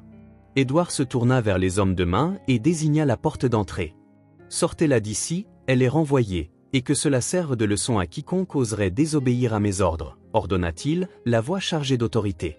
Les hommes traînèrent Florence dehors tandis qu'elle luttait pour se libérer. Vous faites une erreur, cela ne finira pas bien pour vous, cria-t-elle, mais Édouard resta impassible, la regardant partir avec une expression impassible. Zoé, toujours en pleurs, tenta de courir après Florence mais fut de nouveau arrêtée. Ne l'emmenez pas, s'il vous plaît, ne l'emmenez pas, cria-t-elle alors que les portes de la maison se fermaient, étouffant ses supplications. Florence fut laissée seule et humiliée à la porte de la ferme tandis que les hommes de main retournaient à la maison principale. Le vent froid de la nuit semblait se moquer de sa défaite. Et maintenant ? Comment vais-je sauver Zoé si je ne peux même pas m'approcher d'elle ? Pensa-t-elle en sentant des larmes couler sur son visage. Des heures plus tard, chez Charlotte, Florence raconta les événements, toujours tremblante de colère et de frustration. « Ils m'accusent de sabotage, Charlotte, ils m'ont traité comme des ordures », dit-elle alors que son amie lui posait une tasse de thé dans les mains. Charlotte secoua la tête, visiblement outrée. « Ils n'ont aucune limite, mais tu dois savoir quelque chose. J'ai entendu dire qu'Édouard prévoit d'envoyer Zoé loin, dans un endroit où personne ne pourra jamais la retrouver, révéla-t-elle, la voix basse mais chargée de préoccupation. Florence fixa Charlotte, son cœur partagé entre la peur et la détermination. Il va essayer de l'effacer complètement, je ne peux pas laisser cela arriver, pensa-t-elle, déjà en train de concevoir un nouveau plan dans son esprit. Cette nuit-là, Florence ne put dormir. Assise à la table de Charlotte, elle tambourinait des doigts sur la surface en bois, les yeux fixés sur un point lointain. Si Zoé est emmenée, je ne la reverrai plus jamais. Je ne peux pas laisser cela se produire, pensa-t-elle alors que le poids de la responsabilité s'accumulait sur ses épaules. Charlotte, à ses côtés, semblait également agitée. Nous devons agir vite avant qu'il ne l'emmène. Je suis sûre qu'Édouard ne tardera pas, dit-elle en posant une main sur celle de Florence. Je sais, Charlotte, mais comment allons-nous faire ? La sécurité à la ferme est plus serrée que jamais, répondit Florence, sentant sa frustration grandir. Charlotte soupira en mordillant sa lèvre. Les autres employés sont aussi outrés que nous. Si nous pouvons les convaincre, peut-être pouvons-nous créer une distraction et ainsi sortir Zoé de là, suggéra-t-elle, sa voix chargée d'hésitation. Florence acquiesça. Ce sera risqué, mais nous n'avons pas le choix. C'est notre seule chance, dit-elle en serrant les poings avec détermination. Le lendemain matin, Florence et Charlotte commencèrent à recruter des alliés. Florence, profitant du fait que tout le personnel ne savait pas qu'elle avait été renvoyée, réussit à s'infiltrer avec un léger déguisement, évitant certains des hommes de main. Elles approchèrent les employés de la cuisine, des écuries et même des champs. Vous savez comment cette famille nous traite. Cette fille est juste une autre victime de leurs abus. Si nous ne faisons rien maintenant, nous n'aurons jamais le courage de faire face à cette injustice, dit Florence, alors que certains travailleurs écoutaient attentivement. Mais si nous nous faisons prendre, ils n'hésiteront pas à nous punir, dit un homme en croisant les bras. Je comprends votre peur, mais Zoé ne peut pas se défendre seule. C'est notre obligation de l'aider, insista Florence, sentant l'urgence dans ses paroles. Peu à peu, les employés commencèrent à accepter. Certains offrirent de surveiller les hommes de main tandis que d'autres se chargeraient de créer des distractions. Charlotte, toujours aux côtés de Florence, aida à organiser chaque détail. « Tu es courageuse, Florence. »« Je ne sais pas si je pourrais faire cela seule, » dit Charlotte. Florence secoua la tête avec un sourire triste. « Je ne suis pas courageuse, Charlotte. Je ne peux tout simplement pas vivre en sachant que j'ai laissé Zoé derrière moi, » répondit-elle, les yeux embués de larmes. À la tombée de la nuit, Florence était prête avec une carte mentale de la maison principale et des horaires des hommes de main. Elle se dirigea vers la ferme accompagnée de Charlotte et de 2 employés. Le plan était simple, Charlotte créerait une distraction dans la cuisine tandis que Florence et les autres entreraient par la porte arrière. « Es-tu sûre de pouvoir entrer dans sa chambre sans être vue ?» demanda Charlotte en ajustant une écharpe sur sa tête. « Je dois m'en occuper, il n'y a pas de place pour l'erreur, » répondit Florence en essayant d'ignorer le nœud dans sa gorge. Les minutes semblaient s'éterniser tandis que Charlotte allumait délibérément une poêle avec de l'huile pour créer de la fumée. L'odeur forte se répandit rapidement, attirant les hommes de main et quelques employés curieux. « Vite, quelque chose brûle dans la cuisine !» cria un des hommes en courant pour aider. Florence profita de l'instant pour entrer par la porte arrière, c'est pas rapide mais silencieux. « Martha a réussi, maintenant c'est à moi », pensa-t-elle, sentant son cœur battre à tout rompre. En atteignant le couloir principal, Florence remarqua que la porte du bureau d'Édouard était entr'ouverte. Une pile de papiers sur le bureau attira son attention. Bien qu'elle sache qu'elle n'ait pas le temps, la curiosité l'emporta. Si ces documents sont importants, ils pourraient être la clé pour exposer ce qu'il fait, pensa-t-elle. Entrant dans la pièce, elle commença à feuilleter les papiers et ce qu'elle trouva la laissa sans voix. Des dossiers de travailleurs traités comme des esclaves, des transactions illégales. Il n'a vraiment aucune limite, murmura-t-elle, ressentant de la bile monter dans sa gorge. Florence prit certains des documents les plus compromettants et les cacha sous son tablier. Cela sera utile plus tard, mais maintenant, je dois trouver Zoé, pensa-t-elle. De retour dans le couloir, elle atteignit enfin la chambre de la fille et trouva la porte verrouillée. Utilisant le même crochet métallique qu'elle avait gardé plus tôt, elle réussit à ouvrir la serrure en quelques secondes. « Zo, c'est moi », chuchota-t-elle en entrant dans la chambre. La fille était assise sur le lit, les yeux rouges de larmes. « Florence, je savais que tu viendrais », s'exclama Zoé en courant pour l'embrasser. Florence sentit son cœur se serrer en voyant la fille si effrayée et vulnérable. « Je t'avais promis de prendre soin de toi, n'est-ce pas? Maintenant, partons d'ici, dit-elle fermement en tenant les mains de Zoé. Mais avant qu'elle puisse quitter la chambre, le bruit de pas lourds résonna dans le couloir. Florence se figea, tenant la fille contre elle. « Ils arrivent, nous devons nous cacher », murmura-t-elle en tirant Zoé derrière un rideau. Les pas s'arrêtèrent devant la porte et une voix familière résonna. « Qui a laissé cette porte ouverte ?» demanda Édouard en entrant dans la pièce, accompagné de 2 surveillants. Florence retint son souffle, priant pour qu'il ne regarde pas derrière le rideau. « La fille n'est pas là, ce n'est pas possible », pensa-t-elle. Édouard cria, sa voix empreinte de fureur, et commença à fouiller la pièce. Mais avant qu'il puisse s'approcher des rideaux, un bruit dans le couloir détourna son attention. « Que se passe-t-il là-bas » demanda-t-il en se précipitant dehors avec les surveillants. Florence saisit l'occasion pour quitter leur cachette et guider Zoé dans le couloir, mais avant qu'elles ne puissent atteindre la sortie, elles furent interceptées par Édouard qui apparut d'une porte latérale avec un fusil à la main. « Alors c'est toi, Florence. J'aurais dû savoir que tu étais derrière ça, dit-il en pointant directement sur elle. Florence s'arrêta, se plaçant entre lui et Zoé. Si tu veux blâmer quelqu'un, blâme-moi, mais laisse Zoé en dehors de ça, dit-elle d'une voix ferme, bien que la peur soit évidente dans ses yeux. Édouard rit un son froid et sans humour. Tu penses pouvoir défier mon autorité? Cette fille est un problème que je vais résoudre avec ou sans ton interférence, dit-il en faisant un pas en avant. Charlotte et les autres employés apparurent au bout du couloir mais hésitèrent en voyant l'arme qu'ils tenaient. Florence, ne fais rien de précipité, dit Charlotte en essayant de rester calme. Florence prit une profonde inspiration, regardant Édouard avec détermination. Je ne te laisserai pas lui faire du mal, dit-elle, le cœur battant comme un tambour. Édouard maintenait le fusil pointé sur eux tandis que les employés restaient paralysés et que Zoé tenait fermement la main de Florence, les yeux remplis de larmes. La nuit était froide et le vent sifflait à travers les couloirs sombres de la ferme. Zoé, le cœur lourd, savait qu'elle ne pourrait pas accompagner Florence jusqu'en ville. Les mots de Florence résonnaient dans son esprit, « Tu dois être courageuse, petite. Va en ville et trouve un avocat, c'est notre seule chance. » Florence parvint à boiter jusqu'au vieux hangar où elle s'était cachée des jours plus tôt. Là, elle avait apporté de la nourriture et un drap, les ayant laissés cachés au cas où elles auraient besoin de fuir en urgence. Elle regarda le petit sac avec quelques miches de pain et un vieux linge que Florence avait réussi à cacher pour elle. « Je peux le faire, je dois le faire », pensa Zoé en serrant le sac contre sa poitrine. « Je partirai, j'aurai de l'aide ici, ils ne me feront pas de mal, je trouverai de l'aide, » se dit-elle. Florence se cacha dans un coin et regarda Zoé s'éloigner, effrayée. Elle attendit que le son des pas des surveillants s'estompe. Le silence semblait assourdissant, mais elle savait que chaque mouvement devrait être calculé. Pieds nus pour éviter de faire du bruit, Zoé traversa la cour en évitant les ombres plus grandes qui pouvaient être des gardes. « Ne regarde pas en arrière, si tu regardes en arrière, tu perdras ton courage », se répéta-t-elle en essayant de rester concentrée. Le froid transperçait sa peau et la terre humide collait à ses pieds. « Pourquoi ça doit être si dur ? Ce n'est pas de ma faute, je suis ici, » murmura-t-elle alors que ses yeux se remplissaient de larmes. Arrivée près de la clôture de fil de fer barbelé qui délimitait la ferme, Zoé vit le premier obstacle majeur. Le fil était rouillé et plein de pointes acérées. « Je peux passer par ici, je dois juste faire attention », pensa-t-elle en cherchant un point plus bas. Prudemment, elle tenta de ramper sous la clôture, mais le tissu de sa robe se coinça dans une des barbes. « Pas maintenant, murmura-t-elle désespérément en tirant le tissu jusqu'à entendre le bruit de la déchirure. Sa jambe se grattait contre une autre pointe et du sang commença à couler lentement, mais elle ignora la douleur.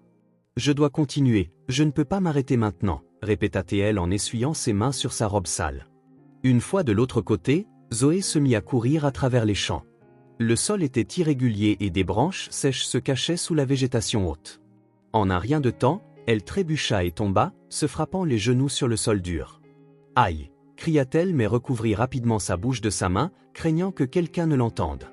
Assise par terre, elle observa les blessures qui la piquaient maintenant. « Pourquoi tout doit-il faire si mal ? Je veux juste y arriver, dit-elle en essuyant les larmes qui continuaient de couler. Elle se releva avec difficulté, s'appuyant sur une fine branche. « Florence compte sur moi, je ne peux pas la décevoir, pensa-t-elle. Le ciel commençait à s'éclaircir légèrement mais le froid de l'aube était toujours intense. Zoé s'enveloppa avec le linge qu'elle avait, essayant de se réchauffer tout en continuant sa marche. La faim commençait à se faire sentir et elle prit un des pains dans le sac, le mangeant rapidement. « Je ne peux pas tout finir maintenant, je dois en garder pour plus tard, pensa-t-elle en rangeant le reste. Le bruit lointain de branches cassées la fit s'immobiliser. « Quelqu'un m'a suivi, pensa-t-elle en regardant autour, mais ne vit que des arbres sombres et des champs sans fin. « Je dois marcher plus vite, murmura-t-elle en accélérant le pas. Après des heures de marche, la ville émergea enfin à l'horizon. De petites maisons en briques anciennes et des routes de terre marquaient l'endroit, mais pour Zoé, c'était comme un autre monde. « Je l'ai fait, mais ce n'est pas fini encore, » se dit-elle, ressentant un soulagement mêlé de peur face à ce qui allait suivre. Les premiers habitants commencèrent à apparaître dans les rues, beaucoup jetant des regards curieux à la fille sale et ébouriffée qui marchait seule. « Ne me regardez pas, j'ai juste besoin d'aide, » pensa-t-elle en essayant d'ignorer les remarques. Zoé aperçut une boulangerie au bout de la rue et sentit son estomac se nouer. « Peut-être qu'ils peuvent me donner quelque chose à manger, » pensa-t-elle en entrant lentement. L'odeur de pain frais et de café chaud emplit l'endroit, mais le regard de l'employé, un homme robuste avec un tablier taché de fleurs, la fit reculer. « Que voulez-vous ici, fille ? Ne voyez-vous pas que vous salissez le sol ?» demanda-t-il d'une voix dure. « Je voulais juste un peu de pain, s'il vous plaît, » répondit-elle d'une voix presque inaudible. « Ce n'est pas un endroit pour les mendiants. Sortez avant que je ne fasse appeler quelqu'un pour vous faire sortir, » cria l'homme en désignant la porte. Zoé s'enfuit, les larmes coulant sur son visage. Encore une fois, pourquoi sont-ils si cruels ? Je n'ai rien fait de mal, pensa-t-elle en serrant le linge autour de son corps. Elle tenta de prendre de profondes inspirations pour se calmer, mais les sanglots ne cessaient pas. Elle s'assit dans un coin de la place du marché où quelques femmes bavardaient animément. Zoé s'approcha, espérant trouver de la gentillesse, mais entendit bientôt les chuchotements. « Regarde là, ça doit être une de ces gamines des rues, » dit l'une d'elles tandis qu'une autre riait. « Pense-t-elle qu'elle peut tromper quelqu'un avec ce visage innocent ?» répondit une autre. Ces mots coupèrent Zoé comme une lame.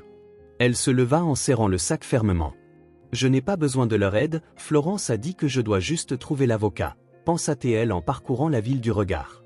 Elle demanda à quelques personnes où se trouvait le bureau de l'avocat, mais la plupart l'ignoraient ou secouaient simplement la tête comme si cela ne valait même pas la peine de répondre. « Pourquoi personne ne veut m'aider ? Ce n'est pas si difficile de dire où il est, » murmura-t-elle en essayant de contenir sa frustration.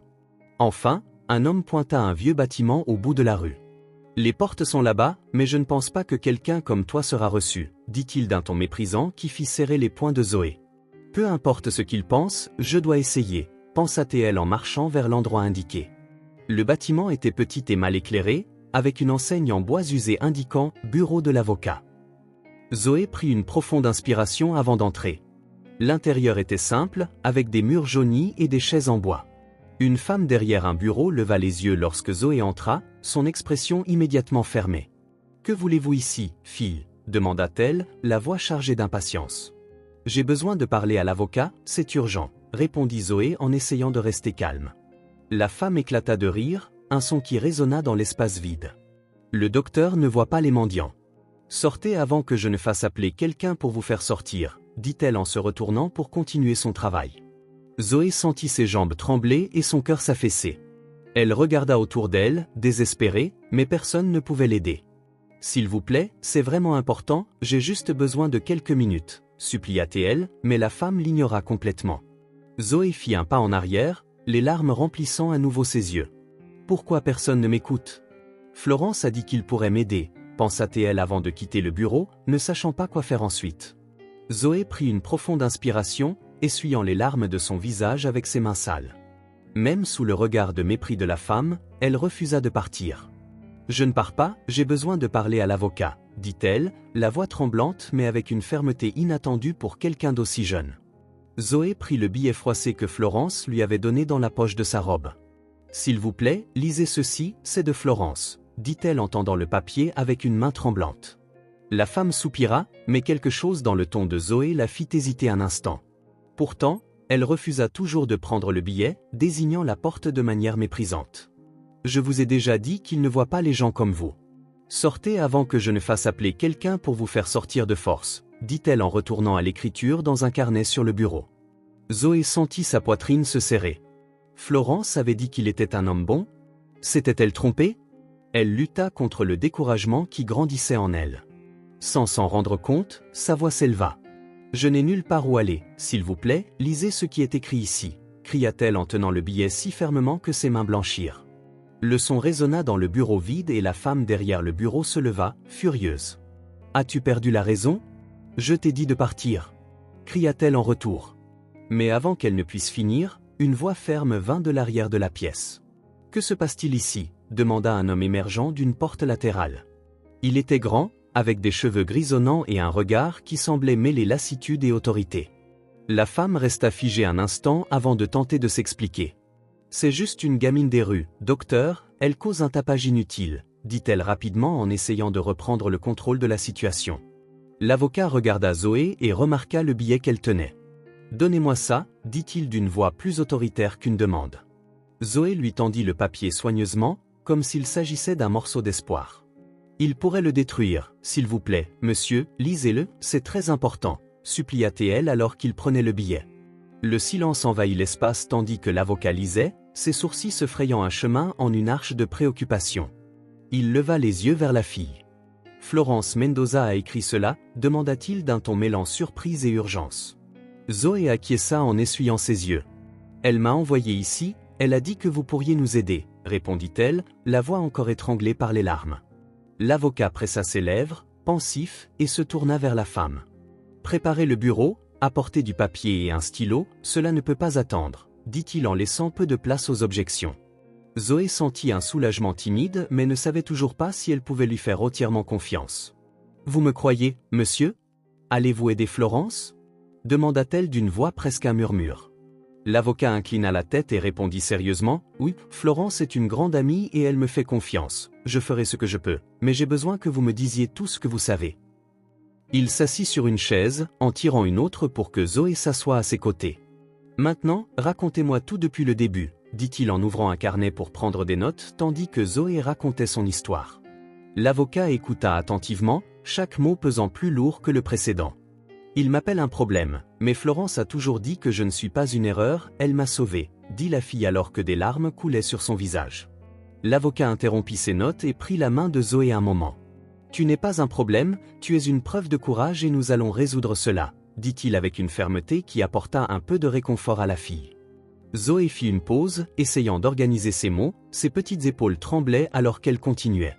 Florence m'a toujours protégée, même quand elle savait qu'elle pourrait être punie, elle disait que j'étais spéciale, mais je voulais juste être comme n'importe quel autre enfant, dit-elle, la voix faiblissant. L'avocat se pencha légèrement, essayant d'adoucir le poids qu'il voyait dans ses yeux.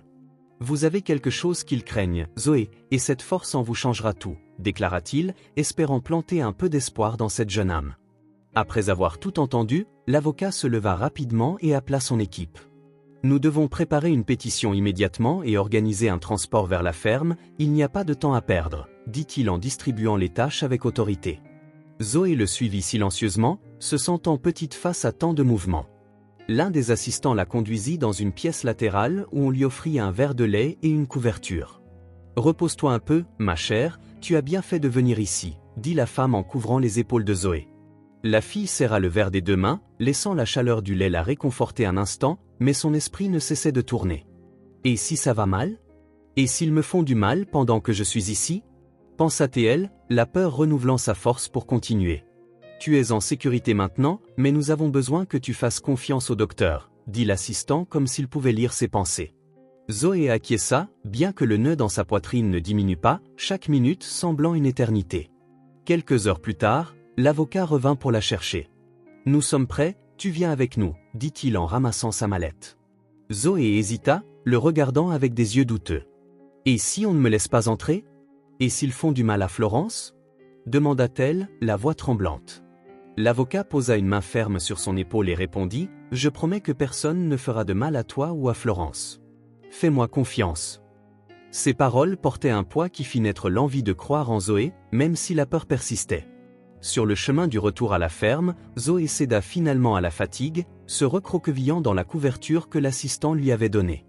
Elle s'endormit sur le siège arrière de la voiture, les mains toujours serrant le sac que Florence avait préparé pour elle.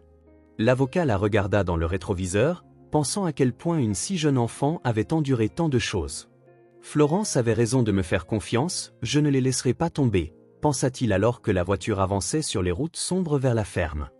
La route semblait interminable, avec des arbres projetant des ombres menaçantes sous l'éclat des phares. L'avocat serra le volant avec force, essayant de rester calme. Il savait que ce ne serait pas facile d'affronter Édouard et ses hommes de main. Ils vont essayer d'intimider, mais j'ai la loi de mon côté, pensa-t-il, bien que la tension sur son visage trahissait son inquiétude.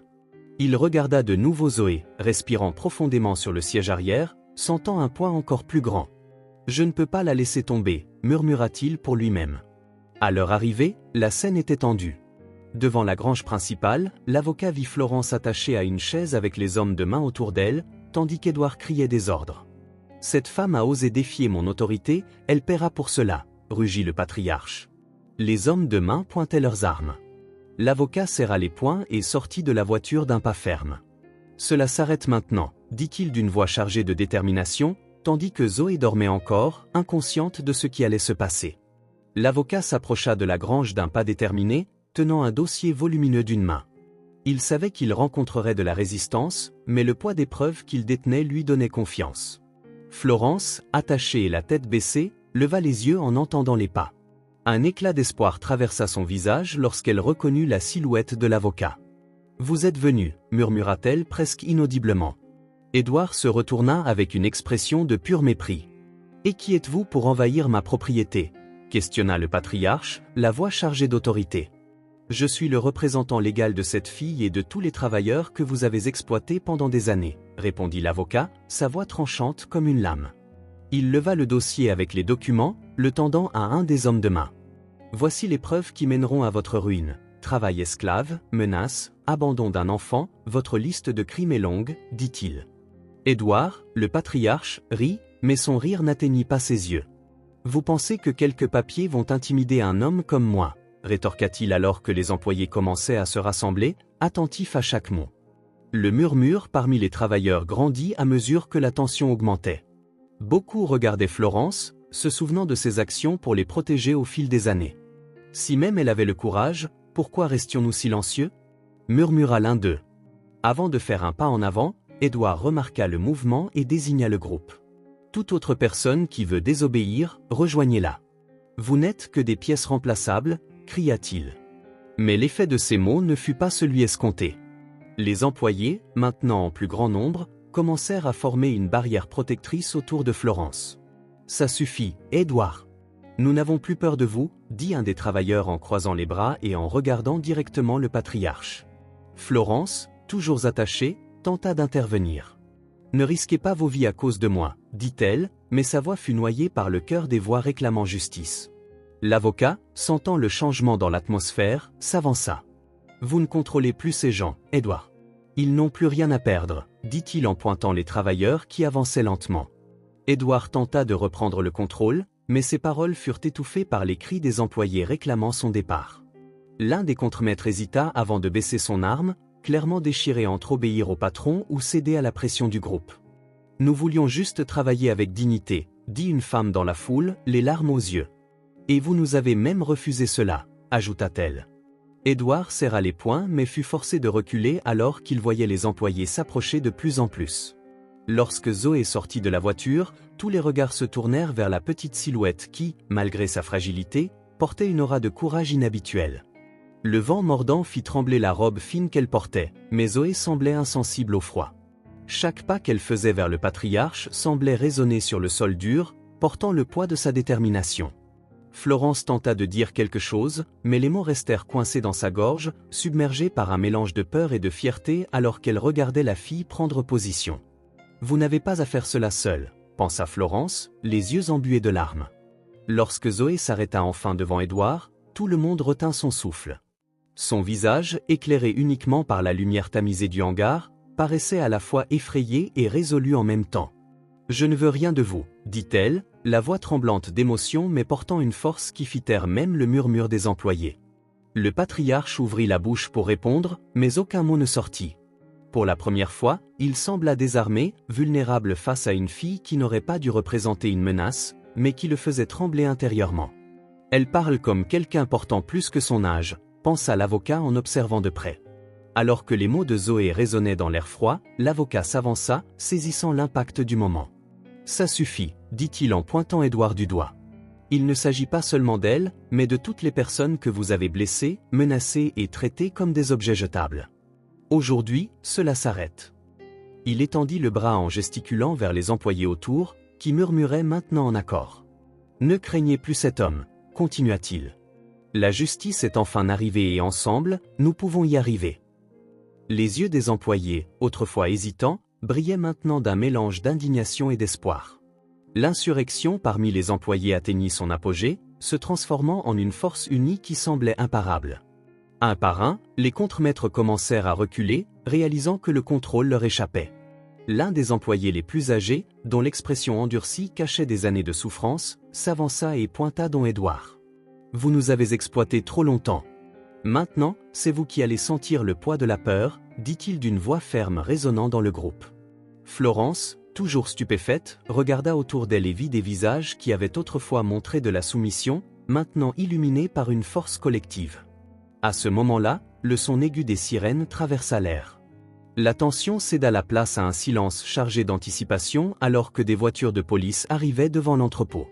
Les officiers descendirent rapidement, armes en main, tandis qu'un d'eux s'approchait directement de l'avocat. « Nous avons reçu le rapport, est-ce que tout est là ?» demanda l'officier en désignant le dossier que l'avocat tenait.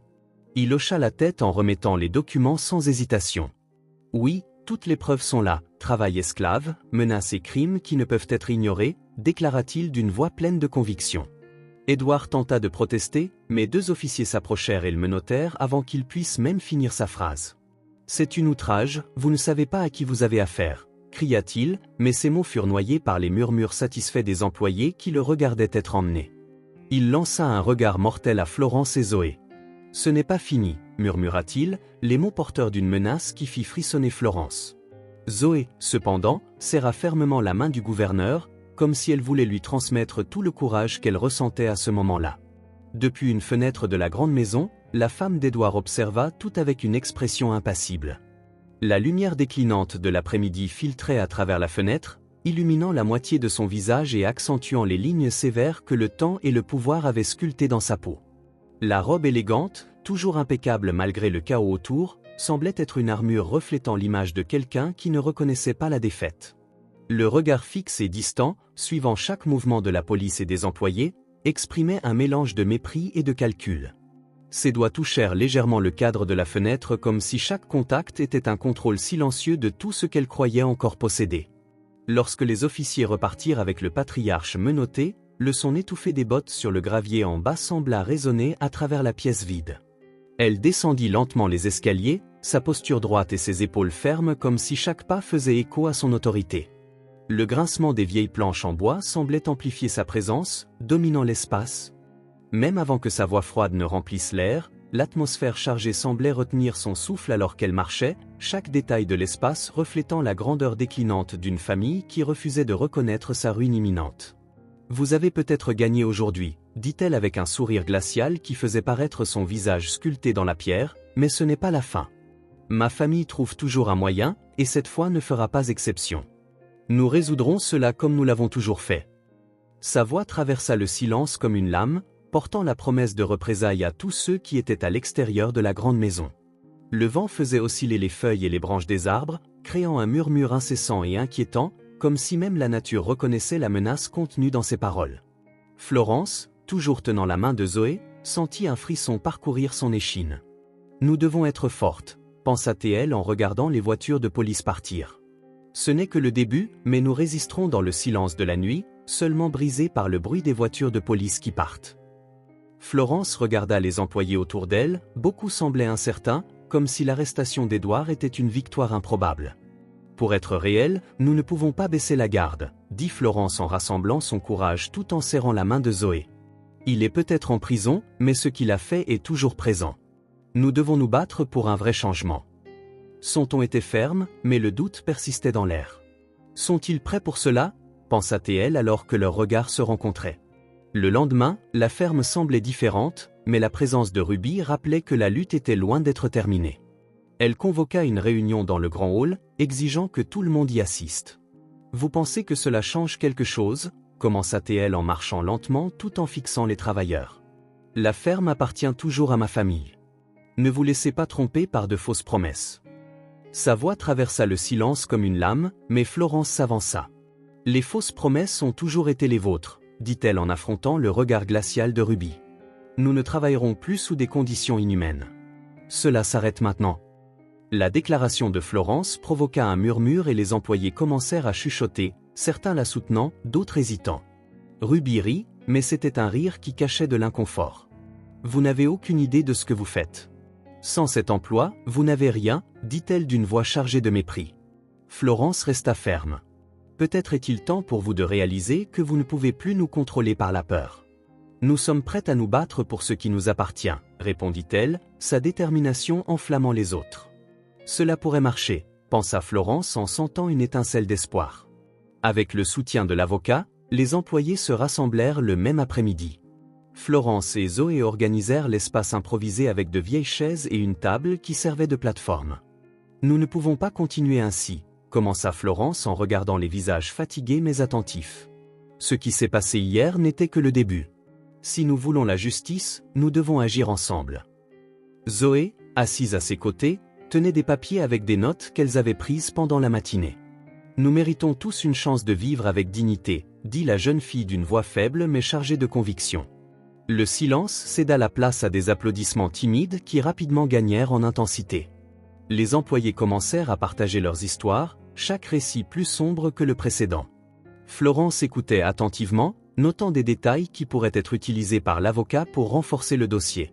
« Ils nous ont traités comme des animaux pendant trop longtemps, » dit l'un des travailleurs plus âgés, la voix tremblante. « C'est maintenant notre tour d'exiger le respect. » Zoé le regarda, ses yeux brillant d'un mélange de tristesse et de détermination. « Ils ont autant besoin de moi que j'ai besoin d'eux, » pensa-t-elle en observant l'unité croissante parmi les présents, alors que la grève prenait de l'ampleur. Ruby planifia sa vengeance. À la fin de l'après-midi, elle reçut 3 hommes dans son bureau, son regard perçant indiquant qu'elle avait déjà un plan. « Je veux qu'ils sachent qu'ils jouent avec le feu, » dit-elle en remettant des enveloppes contenant de l'argent aux hommes. « Intimidés, brisés, faites ce qu'il faut, mais je veux que cette résistance soit écrasée avant qu'ils pensent avoir une chance de gagner. » L'un des hommes la regarda, hésitant un moment, puis demanda « Et si la police revient ?» Mais Ruby le réduisit au silence d'un regard. « Je m'en occupe. Vous faites simplement votre part. » Les hommes acquiescèrent, mais l'un d'eux hésita avant de partir. « Ne vous inquiétez pas, Madame Ruby. Nous nous en occuperons de manière à ce que personne ne puisse retracer cela jusqu'à vous, » dit-il en essayant de la rassurer. Ruby se renversa dans son fauteuil, un sourire glacial aux lèvres. « Bien, mais ne sous-estimez pas Florence. Elle est plus intelligente qu'elle en a l'air et maintenant que cet enfant est de son côté, ils sont plus déterminés. Ne faites aucune erreur. » Ces mots étaient chargés d'une menace implicite qui fit partir les hommes sans autre question. Cette nuit-là, alors que Florence et Zoé examinaient les prochaines étapes avec les employés, l'avocat entra dans la salle improvisée avec une pile de documents. « Nous avons de bonnes nouvelles. Ces preuves sont plus que suffisantes pour engager une procédure de saisie de la ferme, » dit-il en posant les papiers sur la table. Le soulagement et l'excitation étaient visibles sur les visages des travailleurs rassemblés. « Cela pourrait signifier le début d'une nouvelle vie pour nous tous, » dit l'un des employés plus âgés en examinant les feuilles avec prudence. Zoé, assise à côté de Florence, ne put s'empêcher de sourire timidement. « Florence, pouvons-nous vraiment changer cela ?» demanda-t-elle d'une voix pleine d'espoir. « Oui, ma petite, mais nous devons être préparés à ce que Ruby pourrait faire, » répondit la gouverneure d'un ton ferme. La nouvelle fit naître des sourires, mais Florence savait que cela ne ferait qu'intensifier la réaction de Ruby. Elle ne reculera pas sans se battre, pensa-t-elle alors que les murmures remplissaient la pièce. À côté d'elle, l'avocat ajusta les papiers, mais son expression reflétait également de l'inquiétude. Nous devons rester calmes. La victoire est proche, mais Ruby est dangereuse. Nous ne pouvons pas la sous-estimer, avertit-il alors que Zoé l'observait attentivement. Si je peux aider, je ferai tout ce qu'il faut, dit la fille, surprenant tout le monde par sa détermination. L'avocat sourit légèrement en touchant son épaule. Ton courage aide déjà beaucoup, Zoé. Peu de temps après, alors que les employés quittaient la réunion, Florence remarqua un groupe d'hommes inconnus rôdant dans les environs. Son cœur s'emballa et elle tira Zoé plus près. Reste à mes côtés, dit-elle doucement, essayant de paraître calme. Alors que les hommes s'approchaient, l'un d'eux afficha un sourire glacial. Belle nuit pour une promenade, n'est-ce pas, dit-il, mais son ton indiquait autre chose. Florence avala difficilement sa salive, mais ne recula pas. Vous n'avez rien à faire ici. Cette ferme n'est plus contrôlée par la peur, répondit-elle en sentant Zoé serrer sa main. Cependant, la tension s'accrut encore lorsque l'un des hommes fit un pas en avant. Mademoiselle Ruby vous passe ses salutations, dit-il en claquant ses jointures comme pour intimider. L'air sembla devenir plus lourd et Florence regarda autour d'elle, cherchant un soutien. C'est alors qu'un des employés, loin de là, remarqua la situation et s'approcha rapidement. Florence, tout va bien ici, demanda-t-il d'une voix assez forte pour attirer l'attention des autres travailleurs. Un par un, les employés commencèrent à apparaître, formant un cercle autour d'elle et de Zoé. Les employés encore proches commencèrent à se rassembler, formant un cercle autour d'elle. Si vous touchez l'un de nous, vous devrez faire face à nous tous, dit l'un des travailleurs en croisant les bras. Un silence tomba sur le groupe, mais il y avait quelque chose d'électrisant dans l'air. Florence sentit une vague de courage en voyant les regards déterminés autour d'elle. C'est ce que Ruby craint, que nous soyons plus fortes ensemble, pensa-t-elle alors que les hommes hésitaient. Comment ça ? Vous avez 5 secondes pour disparaître, dit un autre employé en s'approchant avec les mains fermes. L'unité du groupe fit reculer les hommes, mais leurs expressions indiquaient clairement que ce n'était pas la fin. Alors que les hommes se retiraient, Florence ressentit un mélange de soulagement et de tension. Ce n'est pas fini, pensa-t-elle en sachant que Ruby ne renoncerait pas si facilement. Plus tard dans la nuit, alors qu'elle examinait les documents avec l'avocat, elle entendit l'un des employés se précipiter dans la pièce. « Florence, je viens d'entendre quelque chose. Ruby prépare quelque chose de gros. Elle veut envoyer plus d'hommes pour tout terminer une bonne fois pour toutes, dit-il en haletant. Le poids des mots rendait l'air plus dense, mais Florence leva la tête. Alors, nous devons être prêtes, dit-elle, la détermination illuminant de nouveau son regard. Le petit matin était silencieux mais chargé de tension.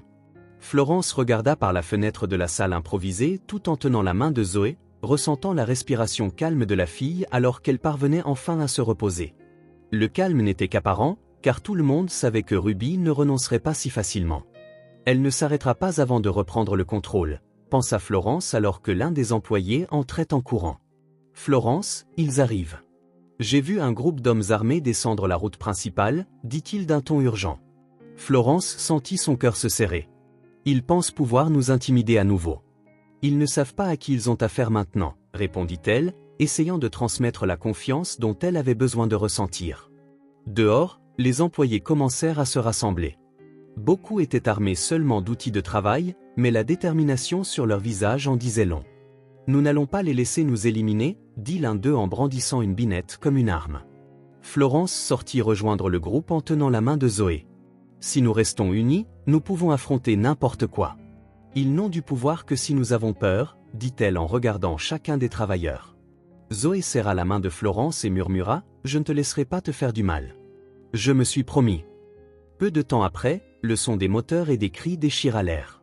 Ruby arriva avec ses hommes de main et la scène ressemblait à une bataille sur le point de commencer. « Vous osez défier ma famille ? Sachez que personne ne s'en prend à nous sans être puni, » cria Ruby en sortant de la voiture d'un pas calculé. Florence s'avança, se mettant entre les employés et les hommes de main. « Ruby, le temps des mauvais traitements et de l'humiliation est révolu. Nous voulons du respect et des conditions décentes, dit-elle d'une voix ferme. Ruby rit, mais son sourire était venimeux. Vous pensez pouvoir me vaincre avec cette révolte pathétique ? Je vais écraser chacun d'entre vous. La confrontation devint inévitable. Les hommes de main avancèrent, mais les employés, dirigés par Florence, formèrent une barrière humaine protégeant Zoé. Avec tout ce qu'ils avaient, outils et volonté, ils affrontèrent les armes et les menaces. L'un des hommes de main tenta de pousser un employé, mais fut surpris par deux autres travailleurs qui le désarmèrent rapidement. Plus jamais, dit l'un d'eux en fixant l'homme de main tombé. Ruby, au loin, regardait avec colère. Vous ne savez pas ce que vous faites. Vous ne pouvez pas gagner, cria-t-elle, mais ces mots n'avaient plus le même impact. Pendant ce temps, Zoé tenait fermement la main de Florence. La fille observait, effrayée mais aussi impressionnée par le courage des travailleurs qui la protégeaient. Ils se battent pour moi, pour nous, pensa-t-elle, les larmes aux yeux. Florence s'agenouilla à ses côtés, ignorant le chaos autour d'elle. Tu es la raison pour laquelle nous sommes tous ici. Nous allons gagner cela ensemble, dit-elle avant de retourner affronter les hommes de main qui tentaient de se regrouper. La situation semblait être sous contrôle lorsque les phares d'une voiture apparurent à l'horizon. Pendant un instant, tout le monde se figea, craignant qu'il ne s'agisse d'un nouveau groupe envoyé par Ruby. Mais un soulagement balaya le champ lorsque l'avocat sortit du véhicule, portant un dossier volumineux. Il avança d'un pas ferme au centre de la confusion et leva les documents en l'air. « C'est la fin pour toi, Ruby. J'ai ici une ordonnance judiciaire qui confirme que la ferme appartient légalement à Zoé, l'unique héritière légitime, annonça-t-il d'une voix qui traversait l'air comme le tonnerre. Le silence qui suivit ne fut brisé que par le vent qui faisait traîner les feuilles sèches sur le sol. Les yeux de Ruby se fixèrent sur l'avocat, brillant de fureur et d'incrédulité. « Mensonge. C'est un piège pour me faire tomber, » cria-t-elle, mais sa voix n'avait plus la même autorité. Certains hommes de main échangèrent des regards hésitants, réalisant que quelque chose avait changé. Florence, à côté de Zoé, sentit le poids de ces mots mais aussi la certitude que le cauchemar était sur le point de se terminer. « Tu peux le nier, Ruby, mais tu ne peux pas échapper aux faits, » continua l'avocat, avançant avec la même détermination qu'avant. Il ouvrit le dossier et sortit les documents, les montrant à tous. Voici les preuves de plusieurs années d'abus, des registres de travail forcé et une déclaration d'abandon qui prouvent que Zoé a été laissée pour morte. Votre influence n'est pas plus grande que la loi, dit-il. Les mots résonnèrent fortement parmi les présents. Les employés qui craignaient autrefois des représailles commencèrent à murmurer entre eux, gagnant en courage.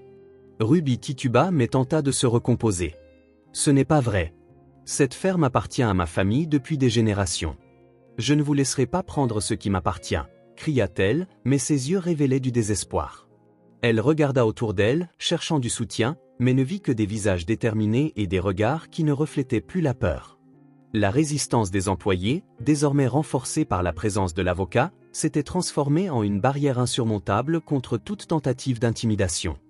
L'avocat compléta, « Zoé fait partie de votre famille et elle est la seule à rester libre pour perpétuer l'héritage. » Pendant ce temps, les hommes de main commencèrent à se retirer, sentant que la situation avait complètement changé.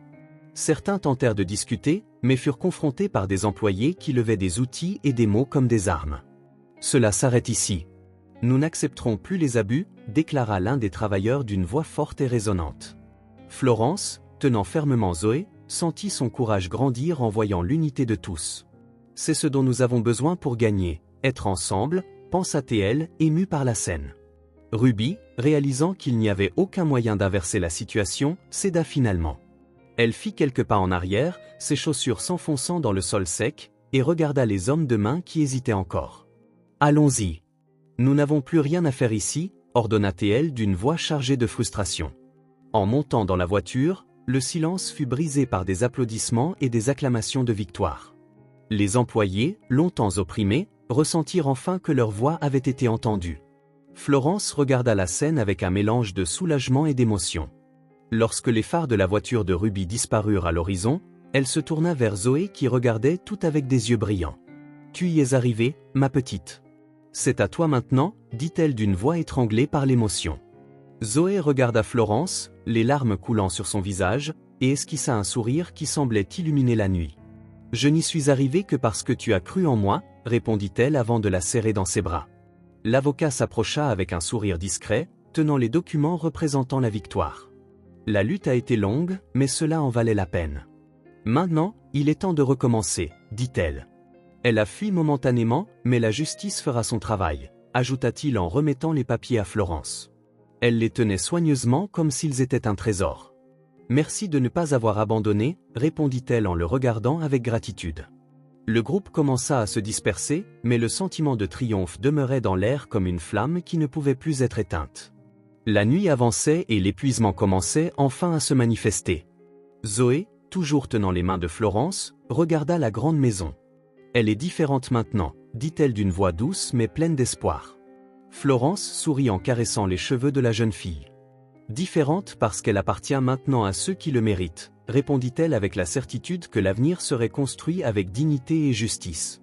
La lumière dorée de l'aube illuminait les vastes et bien entretenus champs de l'ancienne ferme. Ce qui était autrefois un lieu de souffrance et d'exploitation prospérait maintenant comme un symbole d'espoir et de renouveau. Zoé courait à travers le champ avec d'autres enfants, son rire léger et insouciant remplissant l'air comme s'il faisait écho à la promesse d'un nouveau départ. Elle semblait être une nouvelle personne, pleine de vie et d'énergie, malgré les cicatrices invisibles qu'elle portait encore. Florence regardait la scène depuis le porche, tenant une tasse de café, avec un sourire de pure satisfaction. La ferme, désormais renommée « Refuge de l'Espoir », était devenue un foyer pour les enfants abandonnés et vulnérables. Avec le soutien de l'avocat et de la communauté locale, Florence avait transformé l'espace en un centre d'accueil où chacun avait une chance de repartir à zéro. Ça ne ressemble même pas au même endroit, pensa Florence en se rappelant comment tout avait commencé. Sa détermination combinée au courage de Zoé avait changé non seulement leur destin, mais aussi celui de tant d'autres. C'est ce que représente la vraie justice, murmura-t-elle en ressentant la chaleur du soleil sur son visage. La journée ne faisait que commencer, mais le refuge était déjà en plein essor. Charlotte, désormais responsable de la cuisine, dirigeait un groupe de femmes préparant le petit déjeuner pour les enfants. L'arôme du pain fraîchement cuit et du café fraîchement préparé remplissait l'air. « Florence, nous avons besoin de plus de bois pour le poêle », cria Charlotte en agitant un torchon. Florence rit en posant sa tasse. « Je m'en occupe », répondit-elle en descendant les marches du porche et en se dirigeant vers l'abri. Chaque détail de l'endroit exsudait soin et amour, quelque chose qui semblait impossible à imaginer il y a un an. Zoé entra en courant dans la cuisine, les joues rougies par l'effort. « Tante Charlotte, puis-je aider ?» demanda-t-elle en attrapant un tablier accroché à un crochet. Charlotte secoua la tête mais ne put cacher son sourire. « Tu es trop petite pour travailler sur le poêle, mais tu peux mettre la table, » dit-elle en pointant une pile d'assiettes. Zoé acquiesça prudemment en portant les plats jusqu'à la salle à manger.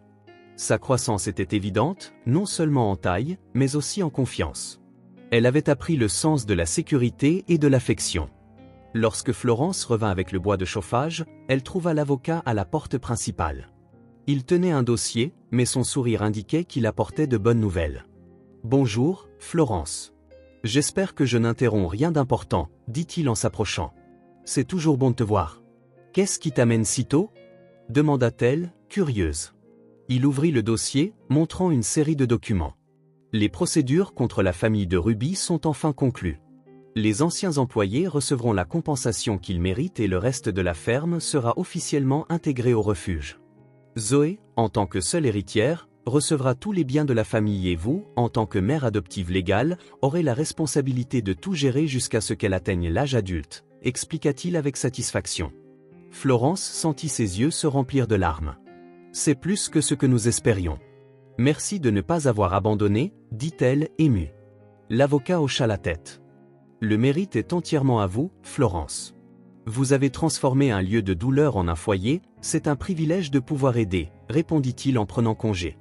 Florence passa quelques minutes à tenir les papiers, absorbant le moment. C'est la preuve que cela valait la peine de se battre, pensa-t-elle avant de retourner dans la salle à manger où les enfants étaient déjà assis pour le petit déjeuner. Pendant le repas, Zoé s'assit à côté de Florence, tenant affectueusement sa main. « Tante Florence, quand le nouveau sera-t-il inauguré ?» demanda-t-elle, les yeux brillants d'excitation. Florence sourit. « La semaine prochaine, ma chère, et tu seras la première élève, » répondit-elle en serrant la main de la fille. Avec les fonds obtenus après les procédures judiciaires, une partie de la ferme avait été transformée en école pour les enfants du refuge et de la communauté locale. Le projet était un vieux rêve de Florence et le voir devenir réalité était indescriptible. Après le petit déjeuner, Zoé courut vers le champ où elle aidait d'autres enfants à s'occuper du petit potager. Le soleil brillait de mille feux et les rires des enfants semblaient être un hymne à l'espoir. Florence, à son tour, parcourait les terrains, vérifiant l'avancement des rénovations. Les vieilles cabanes, autrefois utilisées pour stocker les outils et les matériaux du travail forcé, abritaient maintenant des ateliers d'art, de couture et de menuiserie. Chaque espace avait un nouveau but, pensa-t-elle, ressentant une fierté qui réchauffait son cœur. À l'heure du déjeuner, la salle à manger était remplie de voix animées. Zoé s'assit avec quelques amis, partageant des histoires et des rires. Florence observait de loin, remarquant à quel point la fille avait changé. Elle grandit si vite, pensa-t-elle, émue. Malgré tout ce qu'elles avaient traversé, Zoé démontrait une force surprenante. Elle m'inspire chaque jour, murmura-t-elle en finissant son assiette. Charlotte s'assit à côté d'elle, souriant. Elle est l'âme de cet endroit. Florence, tu as fait un travail merveilleux avec elle, dit-elle en tapotant doucement l'épaule de son amie. Dans l'après-midi, Florence et Zoé rassemblèrent les enfants dans le champ pour une activité spéciale. Un grand arbre au centre de la ferme avait été choisi comme lieu de plantation de fleurs représentant un nouveau départ. Chaque enfant tenait un jeune plant prêt à être planté dans le sol. Zoé fut la première à creuser, souriant en plantant sa fleur. C'est pour se souvenir que nous pouvons toujours prospérer, même dans les circonstances les plus difficiles, dit-elle avec une maturité qui surprit tout le monde. Florence sentit ses yeux se remplir de larmes à nouveau. Elle est vraiment spéciale, pensa-t-elle.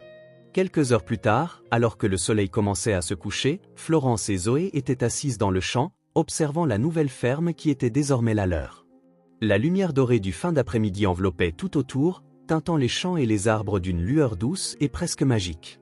Le vent portait le parfum des fleurs nouvellement plantées, mélangé à la fraîcheur du sol humide, créant une atmosphère de tranquillité qui semblait impossible. Il y a un an, les feuilles des arbres se balançaient légèrement et le son des enfants jouant au loin se mêlait au doux chant des oiseaux revenant à leur nid. Les vastes champs, autrefois remplis de la sueur et des larmes des travailleurs exploités, exhalaient maintenant vie et but. De petits sentiers serpentaient entre les buissons et les fleurs sauvages qui avaient commencé à pousser spontanément, comme si la terre voulait se racheter. La grange rénovée, peinte d'une teinte rouge joyeuse, brillait sous les derniers rayons de soleil tandis qu'un groupe d'enfants courait autour, riant et explorant chaque coin. Au loin, une clôture blanche délimitait le refuge, protégeant un endroit qui symbolisait désormais un nouveau départ. Zoé leva les yeux vers le ciel où les premières étoiles apparaissaient timidement, parsemant la vaste étendue bleue qui devenait lentement violette. L'horizon semblait infini, comme les possibilités qu'elles avaient désormais devant elles. Le son des cigales remplissait l'air, créant une mélodie douce qui se mêlait au crépitement d'un feu de camp que Charlotte allumait sur le porche pour les enfants. La brise légère agitait les cheveux de Zoé tandis qu'elle fermait les yeux un instant, ressentant la sécurité de ce moment simple mais grandiose. Florence, à ses côtés, observait chaque détail comme si elle voulait éterniser ce jour dans sa mémoire. La texture de l'herbe sous ses pieds, la chaleur réconfortante de la main de Zoé dans la sienne et l'éclat dans les yeux de la fille étaient tout ce dont elle avait besoin pour sentir que toutes les luttes en valaient la peine. À l'horizon, les collines semblaient embrasser le ciel, promettant que l'avenir serait aussi vaste et accueillant que ce champ qu'elles appelaient désormais leur maison.